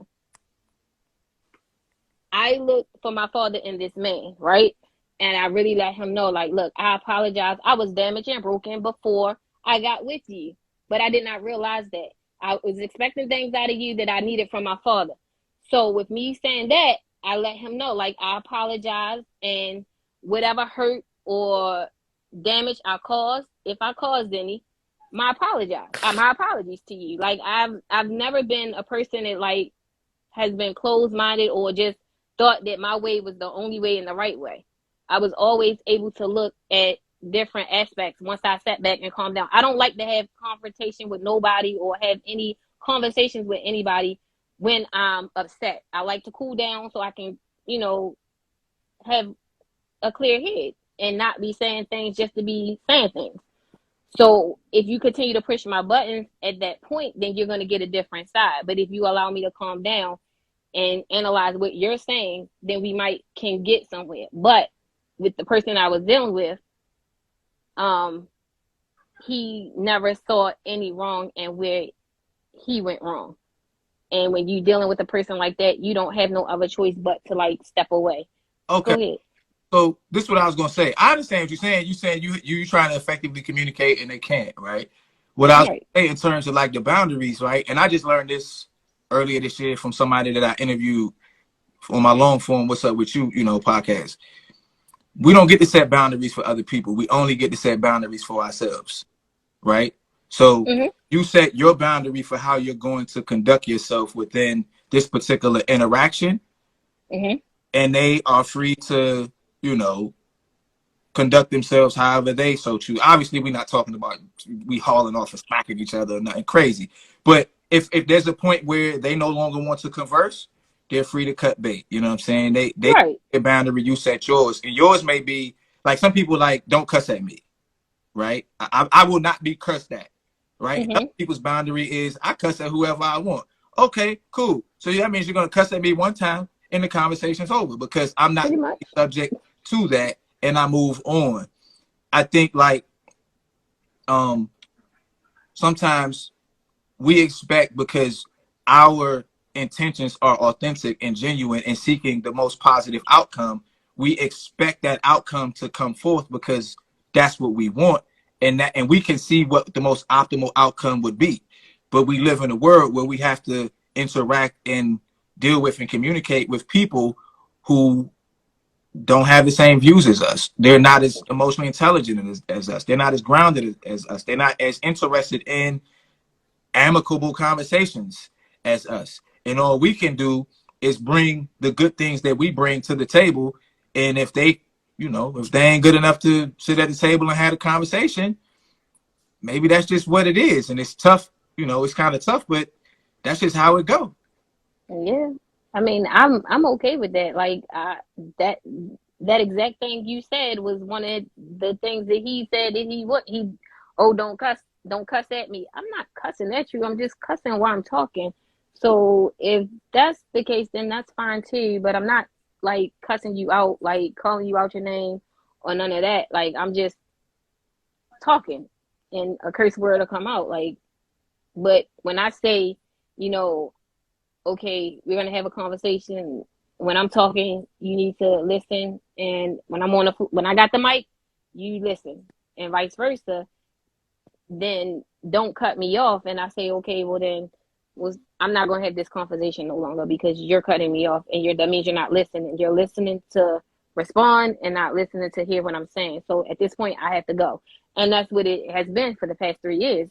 And hey, Do you think that? Because sometimes people will cut you off in order to avoid you getting your point across, and other times they'll cut you off for different reasons. So, because like some people will cut you off because they think that you're not understanding their perspective, right?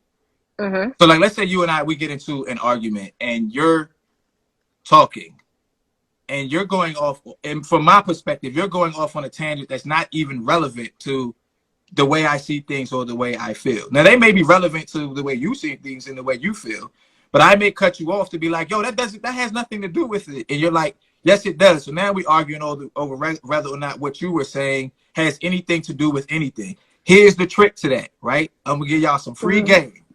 If you can maintain your point, your stream of thought, with the point that you were going to make, right? Hold that, put it in the little cube. I'm gonna put this joint right here, hold it right here. And then begin. If you think they're being genuine, they're not trying to like knock you off and stop you from making your point.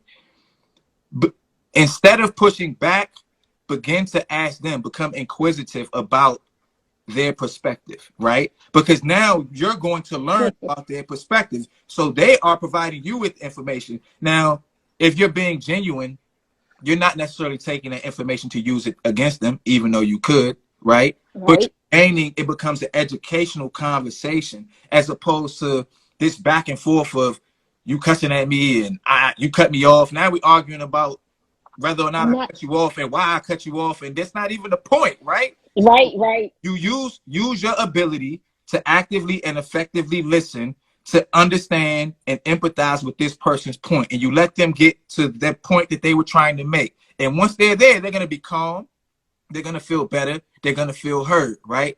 And then you say, Mm-hmm. okay, cool. Now what I was saying was A, B, C, D, E, and F, and you'll be able to use some of their perspectives because you've allowed them to talk, Mm-hmm. right?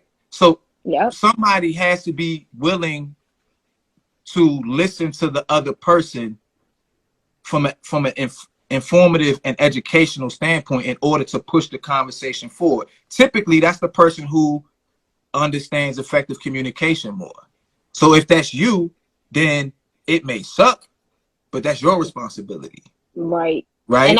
I've done that before. I've done that before and actually, like you said, took what he said and used it against him. And it actually went exactly with what I was trying to say. So again, I always used to tell him like make it make sense because this is exactly what I'm saying, but in your head it's like comes out a different way for whatever reason. It's just always been a really hard thing to do when it came to him. Is like effective like communication was always Like when it came to a disagreement. Now we could talk about anything else, but when it came to something that was plaguing both of us or bothering us, it would be a problem. So yeah, it wasn't. It's not. It's not good. So at this point, I just don't even try no more. Yeah, I mean, I feel you. I mean, It's everybody. it's been some years now, so it's like yeah. And then like therapy and everything, like all that. My therapist said, no, he's a narcissist. That's what it is, real talk. Yeah, yeah. I mean, And that's that's just what it is. So probably the case. So one thing I always tell people, and then we're gonna slide off because I gotta get ready to go to work. Is if you're in a debate, a conversation, an argument with somebody, Chell's get a dude on here. Would love to hear it from that perspective. I'm getting ready to go, Julie. We'll get a guy out here tomorrow. So, um, if you're It's gonna be a different topic tomorrow. yeah, it'll be a different topic tomorrow, and maybe at the beginning we'll talk about this. I don't know, but we're going on 2 hours. If you're in a debate or a conversation, and you think this person genuinely and authentically wants to have this conversation, and they care about our relationship, right? One of the hmm best things you can do is validate that person's thoughts and emotions. Validation does not mean agree. Validation means I understand your perspective. It makes sense to me how you view things the way you view things. And that in itself takes the venom out of their perspective, because now they feel like, oh, at least you understand where I'm coming from. Because if I say to you, I understand your perspective and I can see how you feel the way you feel, it's just that from my experiences, I have a different perspective. You're going to have more respect for that than me just being like, how could you think that? You're going to be like, what you mean? How could I think that? This is what I've been through. When I say, yeah, I understand your perspective, that makes sense. Now I softened you, I massaged you, I softened you up, and now you can do the same to me, and we can figure out where the common ground lies. But if we're gonna be sitting over here arguing because you cussed at me or because I cut you off, we're never gonna get to the real reason as to right. having this conversation. And that's a diversion. That's like a distraction. And you know what? So he has another girlfriend, and when he told me one day, he was like, "All I do is do XYZ and throw her off." Or what she's saying, and then she forget what she's saying, and then the conversation is over. So when I heard that, like, it's like, okay, so do you think I'm her? Because we are not the same. You're not fitting to throw me off of my thought pattern or what I'm trying to get across, because that's what you do to avoid, the reality of what's going on. So that right there let me know, gay, surely you ain't right. I can't have these conversations with you. Yeah, I mean, So it's sometimes cool. you gotta know. I mean, like Jay was saying too, it's important to know when it's time to cut bait. Like, I ain't gonna keep sitting here telling you the same thing over and over again, wasting my energy on you. Kick rocks, right? Pretty And much. I'll plant this. I've planted the seeds, and if they grow, then you come holler at me later on, like Jay was saying, when you're ready. I'll be here. All I could do for myself is try and be the best listener and communicator possible, so that even if you tell me I did something wrong and I feel triggered by that, instead of me lashing out at you, I could be like, damn, I hurt your feelings for real? Like, how did I hurt your feelings? So then you filling me in. Now I might have some joints I disagree with, right? And I'm gonna tell you hmm that I disagree, but I'm going to give you the space that you need to be able to get off whatever it is that you need to get off, ideally. So, Right. I think that's somebody else want to get in here, and then we got Roy. All right. It was nice talking to you. Likewise, we appreciate it. Bye, Hey, cutie you follow us. pie. Hey, if you Yeah. follow me, follow me. We'll be here tomorrow. You All can right. what else you want. Hi, Tim. Okay. What But you I wanted got? to say to you, Okay. Charles, I wanted to say though, like I see what the points are as far as like having the conversation, Mm-hmm. and I understand what you're saying. It's just that, and it may sound a little conceited, but for me right now, the space that I'm in, I just feel like the work that I am doing or my growth is very important to me. Mm-hmm. So, and that being said, like we had a conversation, when you have the conversations like when we're on the show. But for me, my growth is very important to me. So it's balancing, I guess, maintaining that growth and being able to apply it as well. Okay. So real quick, you don't have to worry about losing the growth that you made, right? Mhm. A mistake or not meeting your expectations along the way does not negate the growth that you have made, because you know these things now, right? And just because Steph Curry knows all the mechanics to shoot the three doesn't mean that all of them are going in. And just because he had a bad night doesn't mean he's lost his ability to shoot the three effectively, right? It was just a bad night, or it was a bad quarter. And those things are going to happen, right? When we're improving, right? That's how you know you improve. And so I would tell you to let go of the idea that you're going to lose everything that you've worked to gain, right? And when you're prepared to take the test, take the test. When it's time to play the game and find out how good you really are. But if you take a bit of an L, you don't spend you're soon to be Dr. J, right? Okay. If you're studying, right, and you've learned everything that you've ever learned since you started this journey, if you get a question wrong on a test, right, or if you happen to give someone, I don't know, 200 milligrams of Tylenol when they needed 400, that doesn't mean you forgot everything that you learned since you started this journey. It just means you messed up on this one little part right here. So you adjust and you keep it moving. You're not gonna lose it all. You ain't gonna lose it all. It's all, I promise you. Okay. Hold on, we still here? Miss Me So I'm Blessed, still what's here, good? Joe. What's Hey, happening? how are you? I love the I'm doing pretty good. conversation. So Thank you. I was listening and I came in a little bit later, but I know that listening is the highest form of communication. That's number one. So in order to have peace within a conversation, don't put your emotions in it. Let that other person feel validated. Sometimes we just have to take a step back. We don't always have to get our point across in that moment. They may see it or hear it later on. It may not be in the midst of that argument. Let them have that, take a L, and just let them feel validated, even if they're not right. Eventually, that person will see it in themselves, and they may come back and apologize. But sometimes listening is the highest form of communication. I agree. Jay, you agree with her? You okay, Dr. J? You about to do a Sam? I need a group hug?